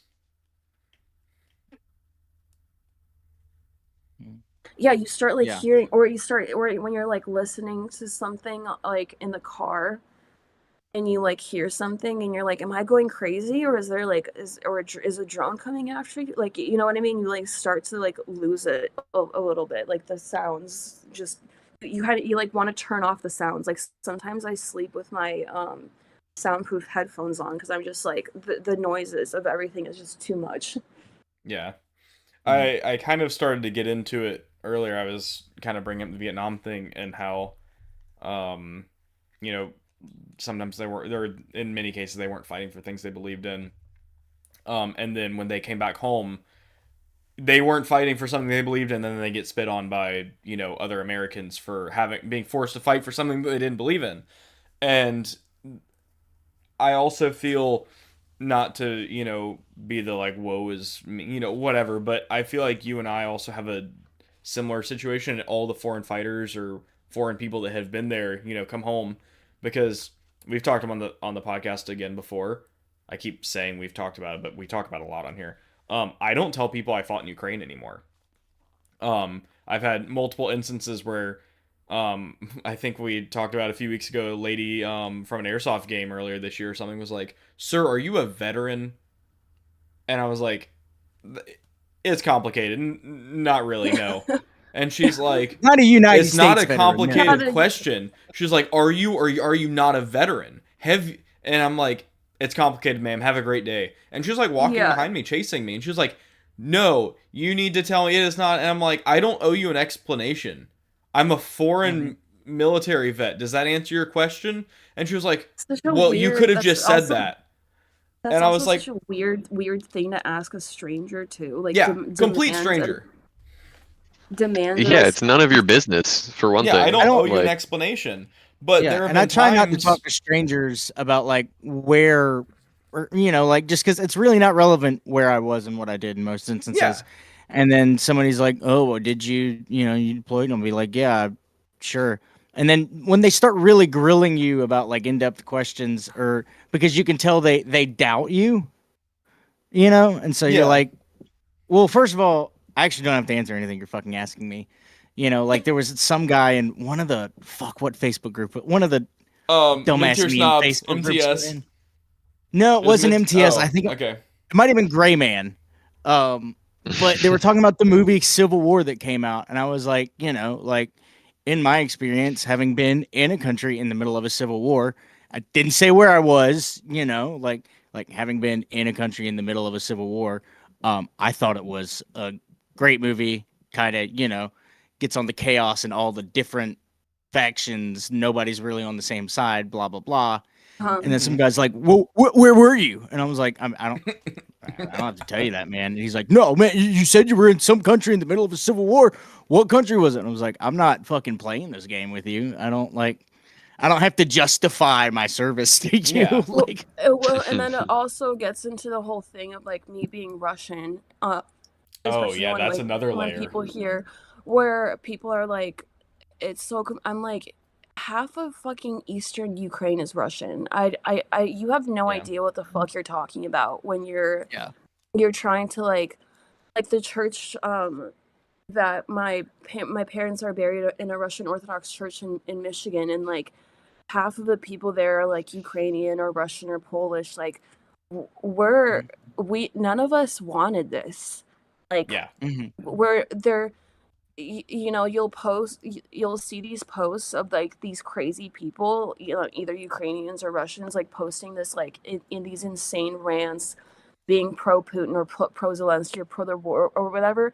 That is like 1% of the population. Like no normal people want a war, and it is basically like a civil war that's happening because people have no idea how much like of our families are in Russia and like in Ukraine, and how like sad and like upsetting that is to be at war with a country where you're like it's a civil war basically. Like there's no normal people are walking around being like, yeah, like fuck the Ukrainians or like fuck the Russians. Like you gotta be some really weird fucking person to say that, or an American to get into the what to add to be like, To well, pick sides. does that mean that you like chose a side? I'm like, no, I did no. There's no side choosing. First of all, I didn't vote in any fucking election. Second of all, like my stance on the Ukrainian government has always been that the same. It's never going to change. Like I have my thoughts on the Maidan and stuff, but it's like it's the politics has like nothing to do with it. It's like the people that you should be caring about, not about Yes. like the politics of it all. Like again, like I said, like normal people aren't walking around and being like, yeah, we want to kill all the Ukrainians. Like no normal sane person is going to fucking say that. But you Yeah. find some crazy people online doing some rant, or like a Ukrainian that's never ever been to Ukraine is all of a sudden like a big patriot and knows everything about Ukraine. There's like a lot of that on TikTok, um, too. That's like happening, and it's like it's all like bullshit. You know what I mean? People are you're focusing on like the wrong thing. Yeah. You mentioned um words. I just forgot what I was gonna say. Um One of the reasons I don't tell people I went to Ukraine is because I don't owe an explanation, but it's also the amount of, and when I first got back to Ukraine, or back from Ukraine, I talked about it more openly. And I mean, I still do if people ask, like if I trust them, but um a lot, I've gotten more stuff of like, oh, so you went to Ukraine, so that sucks, you went to go fight for the most corrupt government in the world. It's like, well, I didn't go fight for the government. I went to go fight for the people of Ukraine that are suffering and need our The help. people that and the Um, people that are like next to me, yeah, I'm yeah, not. like that's what I went to fight for. I didn't yeah, go fight for a corrupt government. But it's kind of a double-edged sword going back to the Vietnam thing. You were in a bit of a different boat because God forbid I tell the wrong person I went to Ukraine and fought for Ukraine and now I'm getting death threats. Like, forget the PTSD, forget the trauma. I've mentioned to even more people that I trust a little bit more. It's like, oh yeah, I was there. And it's like, oh, well, you're stupid. You suck. I'm glad you have PTSD. Wish you hadn't come home. Blah blah blah. Whatever Well, that may be. And it's it's like, so also how do you get help now? it's Because you also tell the like wrong person, it doesn't matter. with the media, like things are changing so fast constantly, and you're constantly like buying new flags, and you're jumping around at different parades that like um people just don't care anymore. Like that's also like a big thing that I have to like explain to my boyfriend, where I'm like, um he's been at it for, I mean, he's from the Donbass, so he's been living in a war zone since since 2014. But I'm like, I have to explain to him, where I'm like, once we try to get him back to America and like start a life or whatever, no one here gives a fuck. Like, Mm-hmm. whether you're Ukrainian or whatever the fuck that you fought for, nobody cares, because it's not a trending topic anymore. Like, you're not cool anymore. I'm Yeah, sorry to tell you this, but like, that you're was like not like 18 things ago. Sorry, bud. yeah, like Yeah. that story isn't sensational anymore. Like, nobody Now you're cares. just, if anything, you're hated for it more. Like, it's going to be more of a negative tick on your resume than it would be a positive to most people. It's Right, whatever because the current people thing is, like because people are like, oh, like, where are taxes dollar, where's our mm-hmm. money going? Oh, And I you was fought for like, a corrupt government. Yeah. well, not to any of us. I mean, like, if you know where they're going, like, I'll happily go to that house and like rob them. Like, I would like to know where I would like to know yeah. where the money's going too. Like I said, like, like, we barely have enough money to like survive. What do you think we're doing with these fucking tax dollars?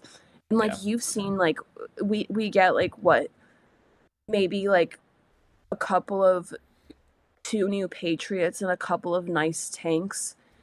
Like, they're not you I think people's understanding of where the money is going is so skewed that it's like you're talking to the wrong people.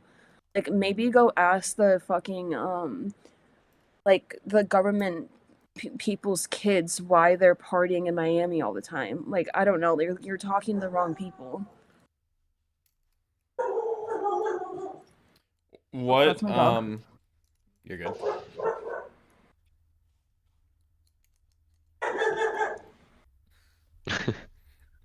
A cute pupper that's very loud.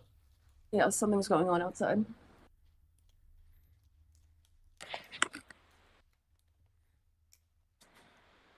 Um, but yeah, as I was saying, like, we're not the ones that are stealing your fucking tax dollars. Like, dude, like everything is.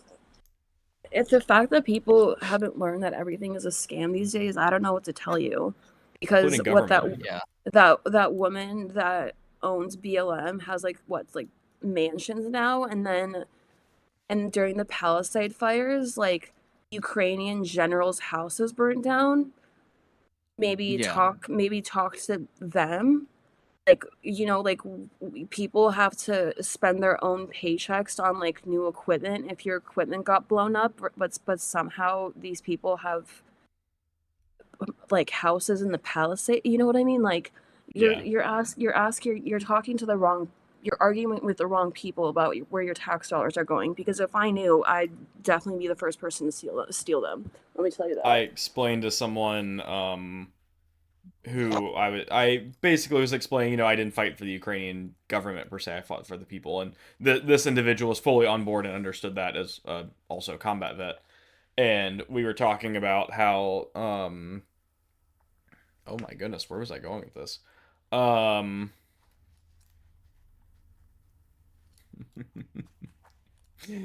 I on, should not be brain. allowed to Think say of things. words. Come on, brain. Be so smart. um we were talking about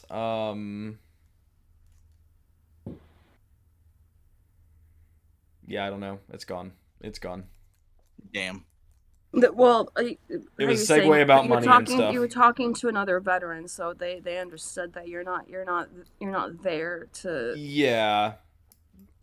Um, but to you were like talking waver. about money and it was about how one of the reasons I never joined the U.S. military is because just because I'm fighting for something today that I believe in doesn't mean I will be tomorrow. Um, and how that was the nice thing about going to Ukraine was fighting for those people and not the government. And part of the reason a lot of people are at like, oh, why don't you go back to Ukraine and you know fight now? And a lot of it's because I disagree more with what's going on. Now it's more of a drawn out thing. This and that. I'm in a different place in life. All these different reasons.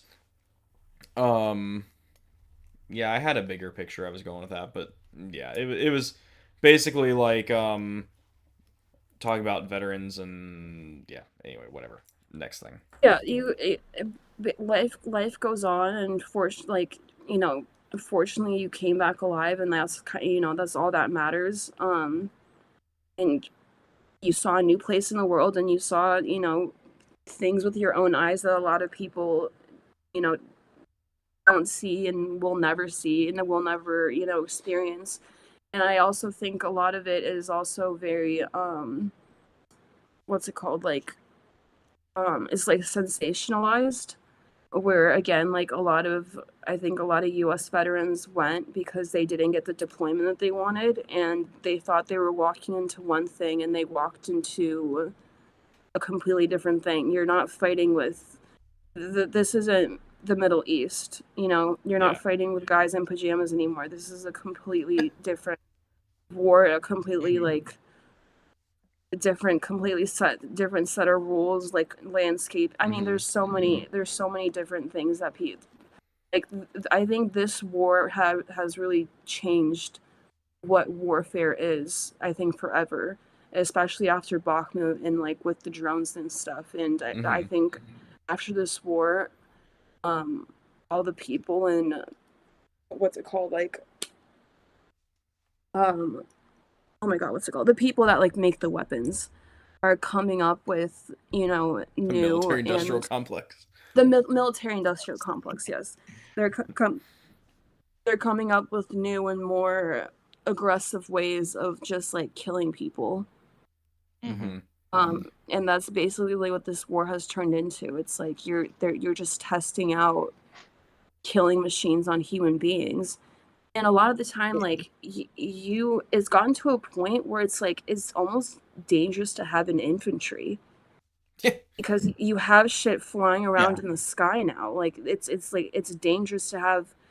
And like with drone units, like sometimes you'll be sitting, like the Russians are sitting behind Ukrainian lines, and the Ukrainians are sitting behind Russian lines, and then when you're trying to go home, like your whole unit gets blown up because of the way that all of these units are set up with like drone warfare and all that. Like everything about, I think this war has changed warfare for the world in general, and I think it's like for the worst.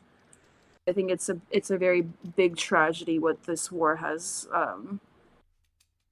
like become. And I'm really scared for kind of for war in like the future, especially like in the Western, because like the Middle East has been at war for God knows how fucking long. They've always been killing each other.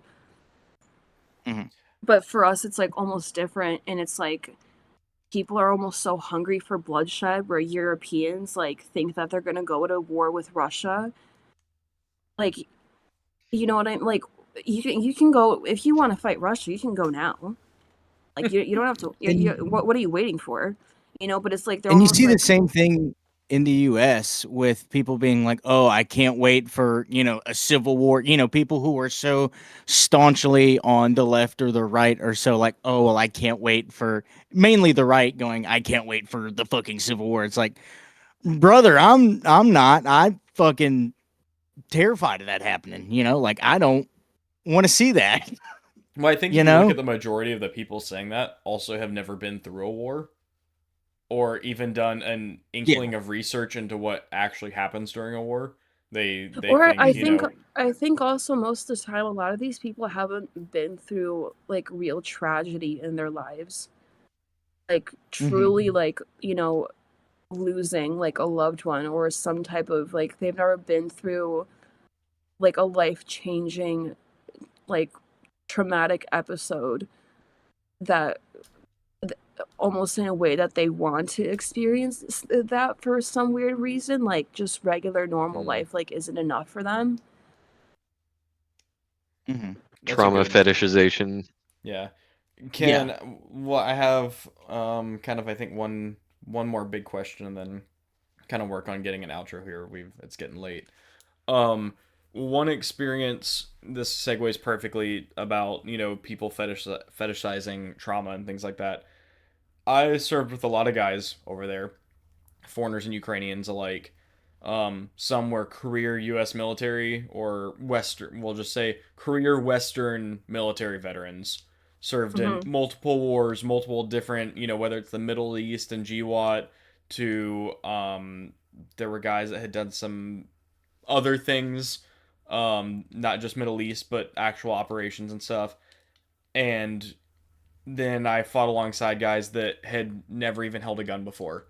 Um, the first person to come to mind is uh yeah, I can say a Japanese individual that was a construction worker. Um Saw what was happening in Ukraine, left his job, told his family he was going on vacation to travel the world, and is goes home for major events in his family's life back to Japan, and goes back to traveling the world, fighting in a trench in Ukraine. The dude has turned out to be an absolute legend. Amazing guy, amazing gunfighter and fighter. And then on the flip side to that, I saw career Western military guys just cry. I One individual comes to mind. We may have talked about him on here before. First time we got into it was indirect gunfire.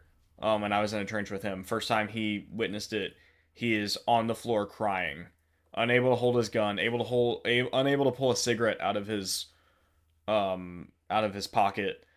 We're getting shelled, you know. So I guess it was indirect shelling also. Most of us are fine. He was not.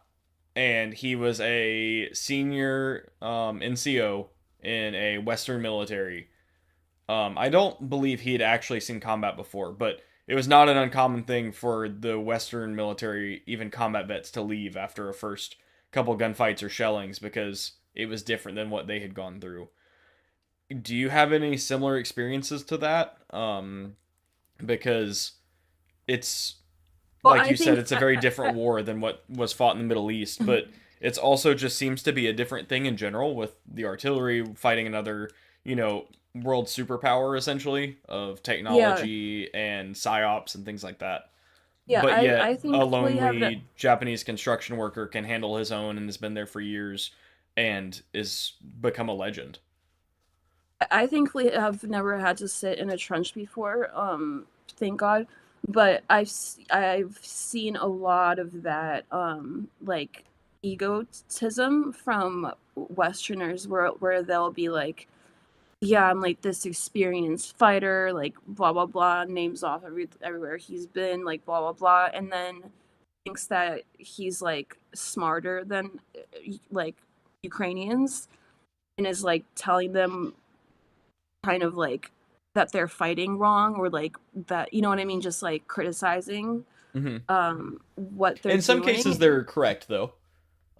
In some cases some cases yes, in a lot of other cases, first of all you find out that everything that that guy said about what he fought and what he does was bullshit. But second of all, I just think that it's almost like um it's like not very polite to come into another person's war into their country saying that you're willing to like help and fight and then basically like put these people like down in their own country, being like, you know what I mean, like, okay sir, like if you're so smart then fucking I don't know, like call up fucking, I don't know, call up somebody and tell them that what they're doing is, you know what I mean? It's I just can like I just think it's understand your it's like point. not. I can Yeah, understand your sorry. point, but on Yeah, the I was flip just saying it's side, just not very polite, I think. yeah, but at the same time, I've also been through the hey, let's become Soviets in World War II again and throw more people at the problem. You know, oh, we're not able to break through this line. Send another company to help. Forget Yeah, no, technology, it's forget tactics. throwing. Let's send more people. And as we were in a unique situation, we were a foreign platoon, a strictly foreign, and while we did have a Ukrainian commander who was our like company commander, our platoon was relatively autonomous. We were able to choose exactly, not exactly necessarily what our mission was, but how the best way to achieve it. Hmm. We would say, hey, this is what needs to be done. What do you think? And our platoon leadership would sit down, we'd talk. In some cases, it would just, we trust our platoon commander at the time to say, hey, I think this is how it should be done. And he would sometimes pull, we would have a leadership meeting and we'd go up the chain of command and they'd be like, okay, great. And we were extremely successful. And a lot of that is because of our Western military tactics that we implemented.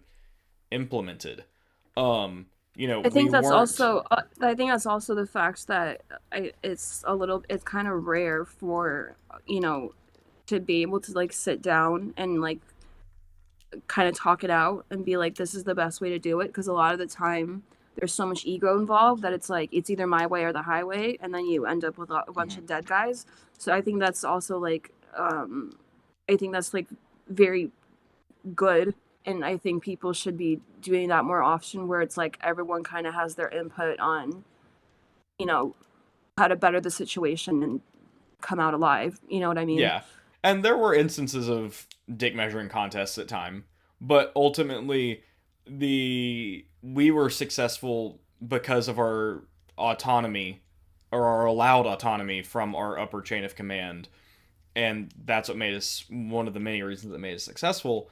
And to the point where the Russians were calling us Amerikansky Spetsnaz, which none of us were American Special Forces by any means. We just we knew our tactics, we knew basic Western strategies. Many of us were combat vets in the past, U.S. combat vets or Western stuff. I went to a military college and studied, mil science and previous wars, things like that. And we were just able Mhm. to implement it while the Russians were used to send more people and, attack the problem head on. And thankfully, our unit was able or willing to work with us and understand us. And we helped also, I think, from my understanding, kind of change how that unit operated in the future. Um, Even after all of us kind of left and went and did our own separate things.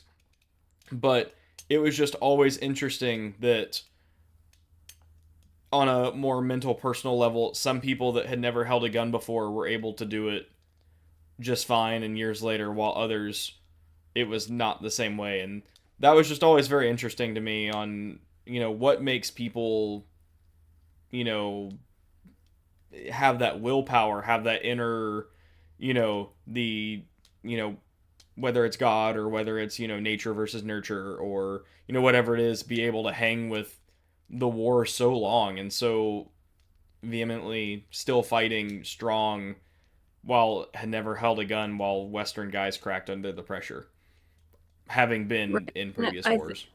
it also I think being in that sort of situation kind of I think you I think naturally you just come out like you're you're either strong-willed and you can do it or you can't, and like sometimes it's okay that you can't because not a lot of people can you Yeah. know be in that type of situation.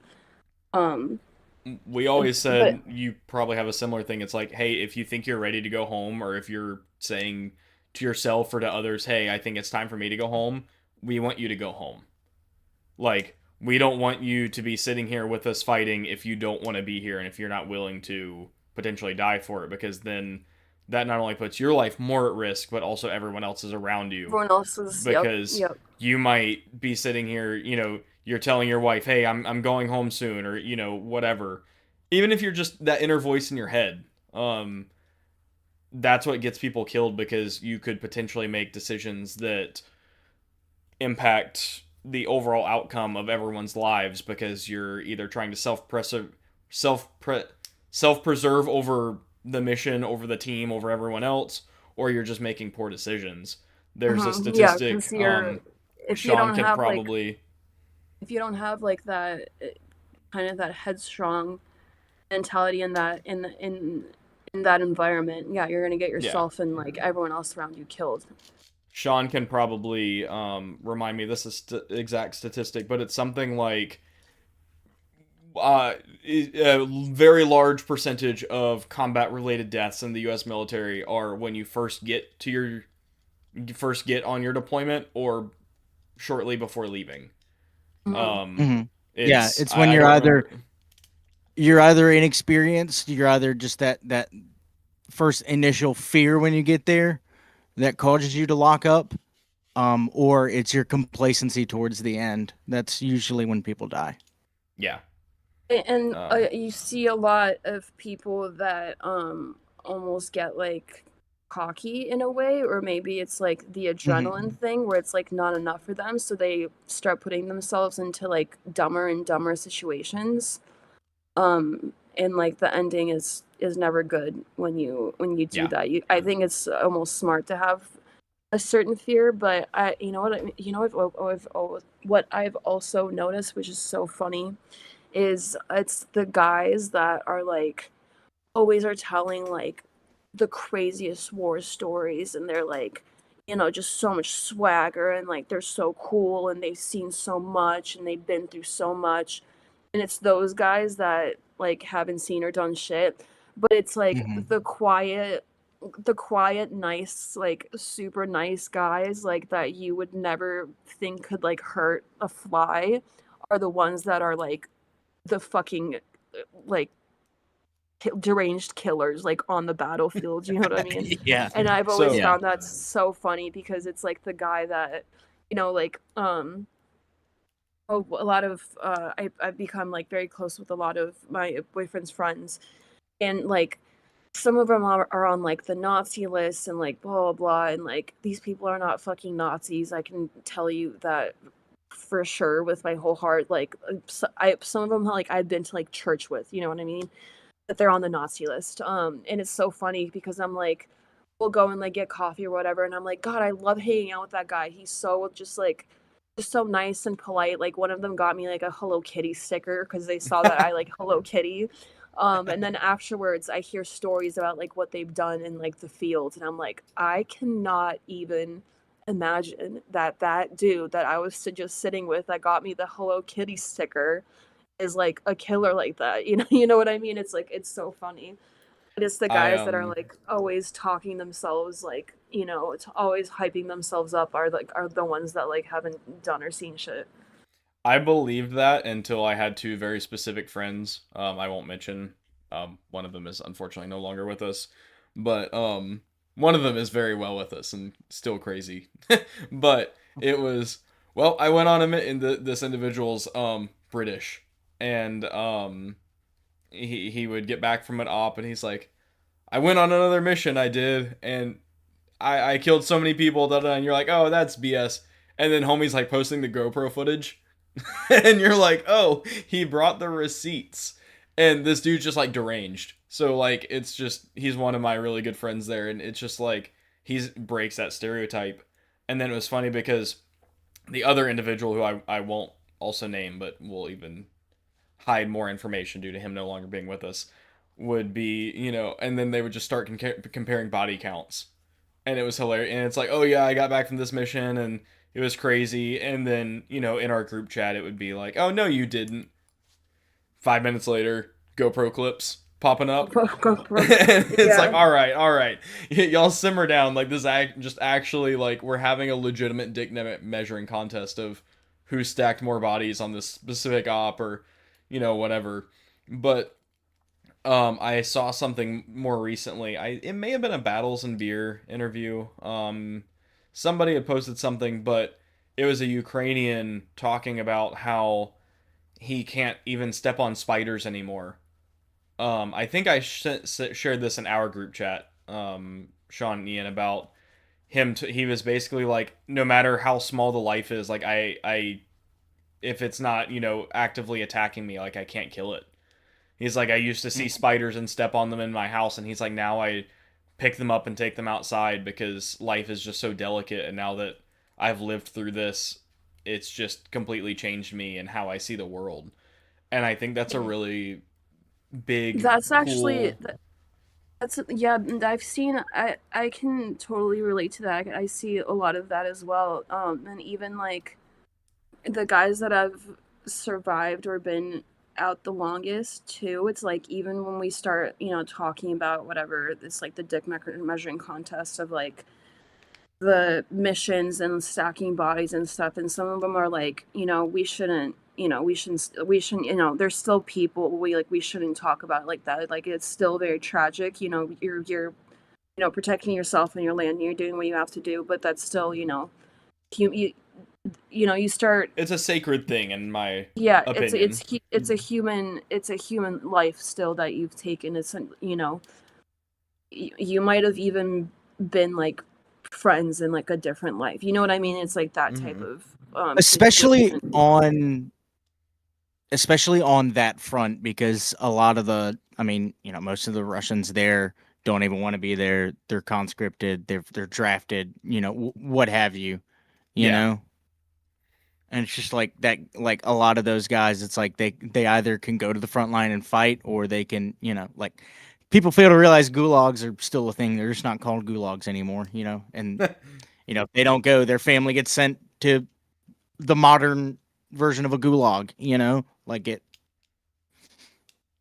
Yeah. Yeah, Russia's Yeah. like, I mean, people don't really understand how big Russia is.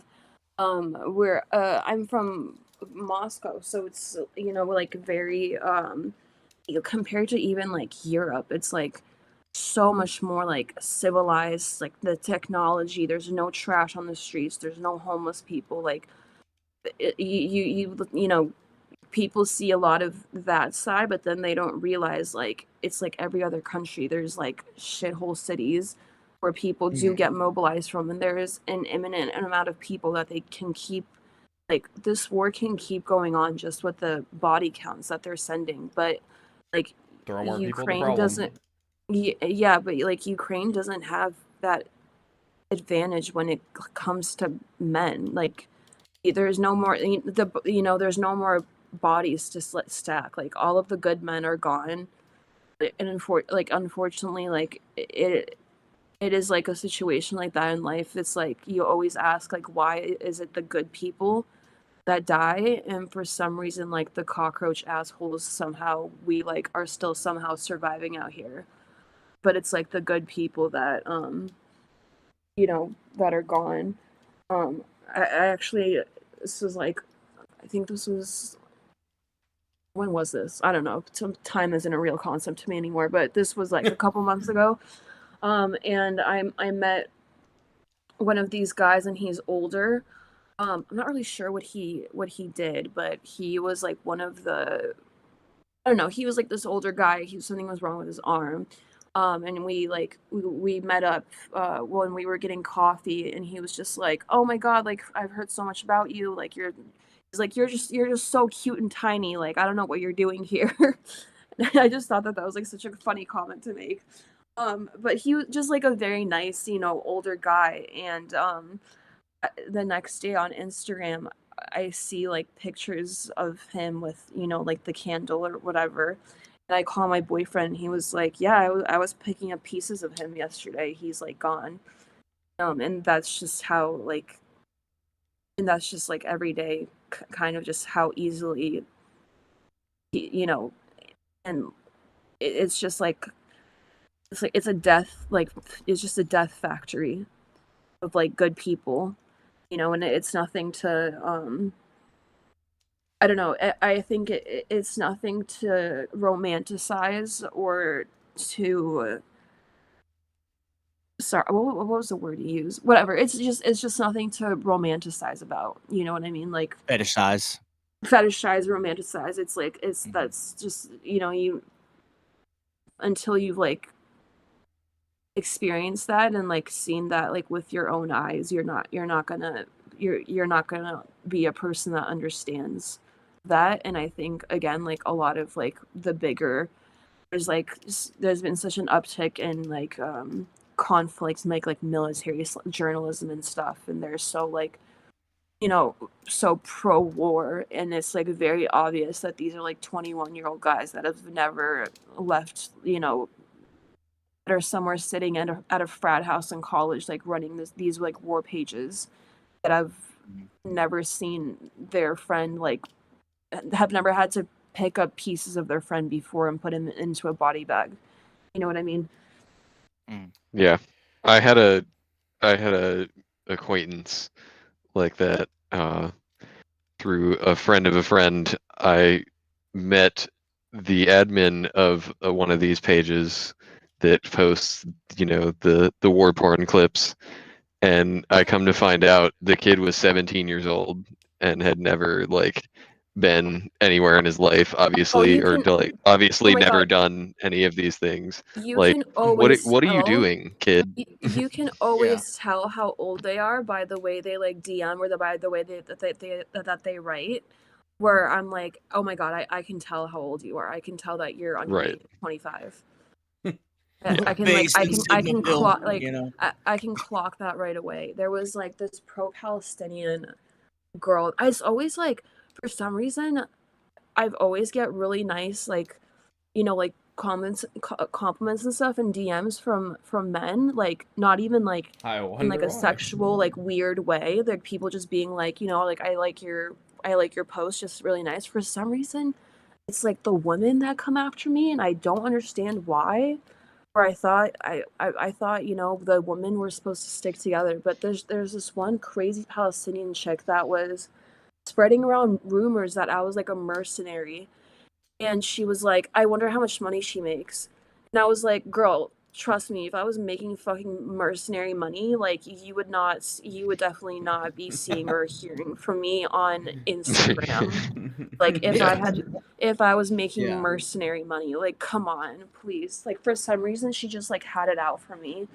Um and was like sending me the meanest shit, and I was just like, girl, like go go do your pro-Palestinian shit and leave me alone, please. Like I am not I am very very far from being a mercenary. Also, that's We're like that's such a dangerous rumor to like spread around too about people, because like Exactly. Yeah. That you have like you know people get like a lot of people get targeted, especially mm-hmm. foreigners, and for her to be like, this Sasha girl is a mercenary. I was like, you're putting my life in danger. I'm like out here rescuing cats that are shitting on me. Like I'm not a mercenary. You absolute mercenary. The Like I worst wonder how much mercenary thing you could do. I wonder how much she's getting paid. I'm like, girl, if I was making that type of money, you would not be hearing or seeing from me, please. You're just a crazy cat girl.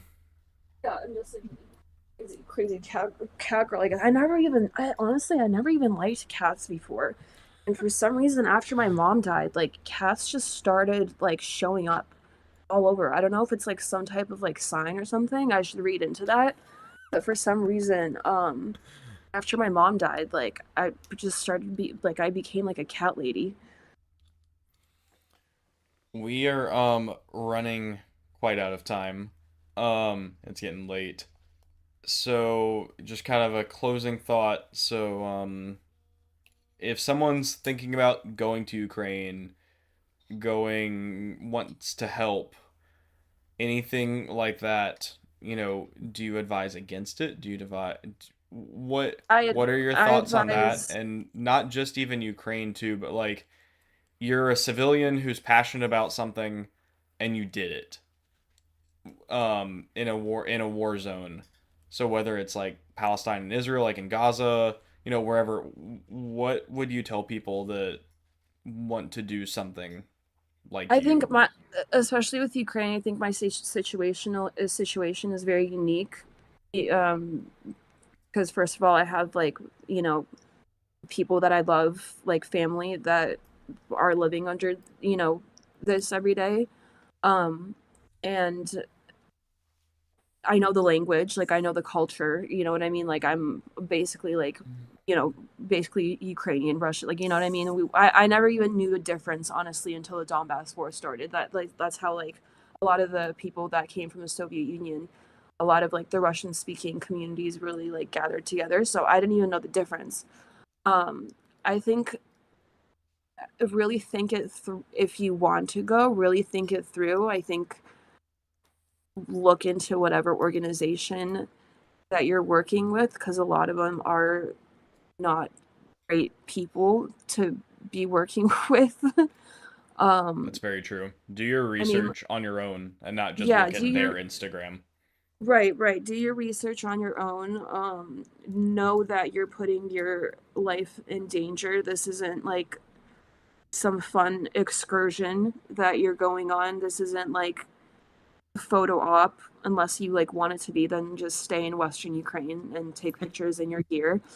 um but I don't know, I would advise against it. Just personally speaking, if you have no connections or attachments, then I think, do what you can to help from in whatever way possible. But I think, for a lot of us, first of all, it's a shit ton of money for nothing. A lot of the time you're going to be sitting around doing nothing. Um Again, it's like it's really hard to tell. It's really hard to trust the right people out there, so do your research. But if it's your life and it's something you want to do, like go ahead and do it. But I as like person to person, I just would advise against it. I think it's very like romanticized in a way, and like even some of the stuff that I might post even might look, whatever, fun or whatever, but it's very um not a fun environment to be in any Yeah. aspect. When I got back, one of the biggest questions was like, how was it? What was it like? Was it fun?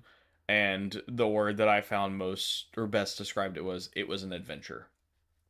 Because that's what it was. It wasn't good, it wasn't bad. I did my job. I picked up pieces of my dead friends. I, would like to think that I helped the effort. I, went on some crazy missions. We did a lot of crazy stuff that at the time was fun. You could say that, it was like, we, what do we call it? Donbass summer camp or whatever. Um, you know, there were times where it was fun. There were times it was sad. There were times that we, all thought we were about to die and, God saved us, all these different things, but it was never fun per se. I didn't love being there. I didn't love being in war just because of because of war. There were fun I times, but that doesn't mean I the whole also trip think was fun. with like doing such a thing, you in whatever it is that you believe in, I think, you know, spirituality is kind of, I think, is really important out there because it really is sometimes like fate or God or whatever is out there. A lot of the times, like, you know, stays, I think having strong faith is kind of an important thing to have in a place like that as well. And honestly, be okay with some, like, you might not come back.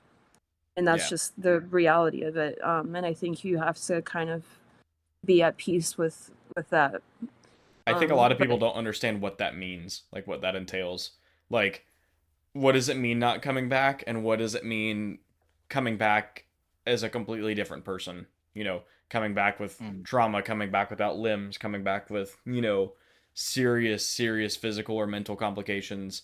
Just because you made it back doesn't mean you made it back.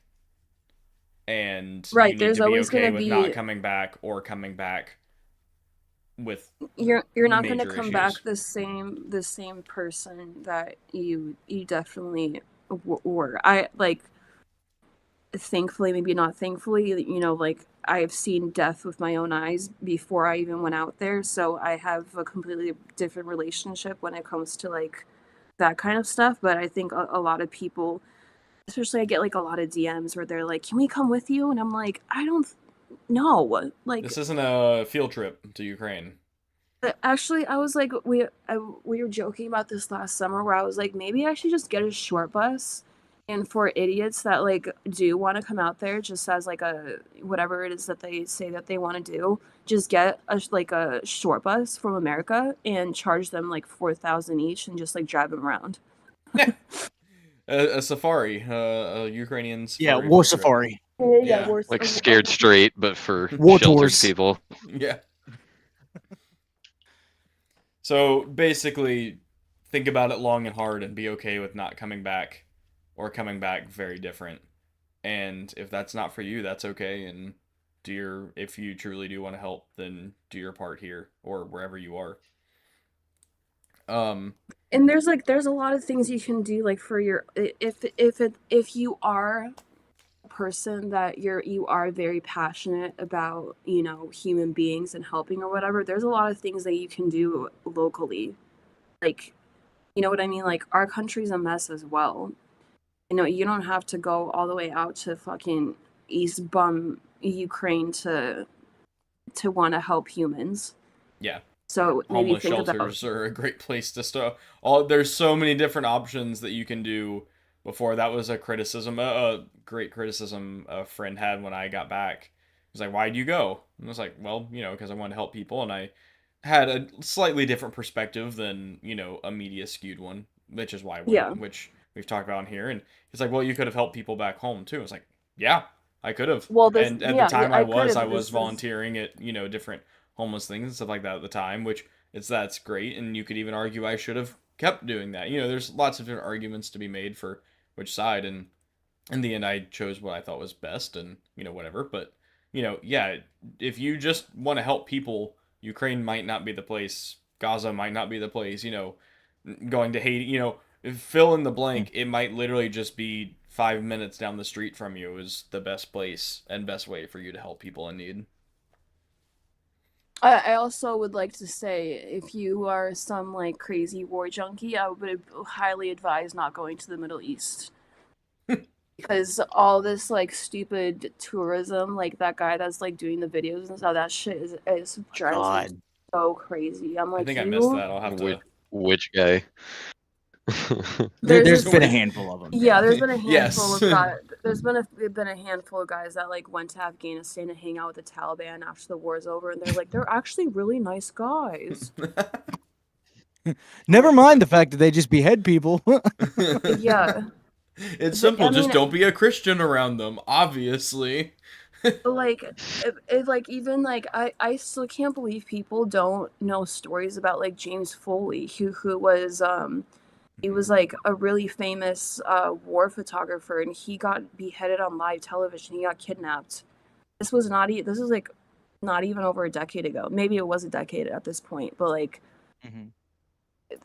this isn't like a fun safari, like you said. Like this isn't a War fun safari. game. You need to start a second page that's strictly satirical called War Safari. That's actually a pretty good Ukraine War idea. Safari. Yeah, War Safari. I think we're gonna kind of go ahead and wrap it up here. Where can people find you? On my Anarchist Sports Club, and I started a kind of my own photo page that's called Bulishka Photos. It's BUL. You spell Bulishka BULOCHKA photos. That I like strictly just post like my own photography on there.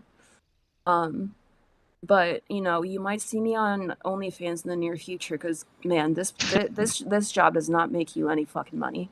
That's a joke, by the way. But Fun fact, I actually started an OnlyFans going to Ukraine because at the time it was one of the only platforms, if not the only one, that allowed like explicit, like not just nudity, but actual like war footage too. And that was one of the things I kind of wanted to do, was like I ended up not doing it. But at the time I needed funding. I had to stay afloat. I was strictly volunteer for my first few months of being there, burning through my own cash and families and friends that had sent me money, and burning through that. I mean, helping in ways I could. I wasn't just sitting. I was teaching a lot of classes on shooting and combat and things like that. And my plan was to start OnlyFans, where it was like exclusive footage, because that stuff wasn't allowed on Instagram, YouTube, stuff like that, and donation aspects. I was like, I'll make an OnlyFans and post my own type of explicit content, except it's not nudity. I think I should start like a Patreon or something to actually really start helping with like raising money and stuff, because like, I mean, I don't like, I won't post about that shit, but the amount of my own funding that I've put into this, like, I should be getting a medal from Zelensky himself. But I'm not gonna post about that, but I really need to figure out a way to start, like, just raising money for like cars, and like our ambulances are like, some of them are pieces of shit, and just like a lot of things. Yeah. Well, thank you so much for your time. We would love to have you back another time and hear more stories.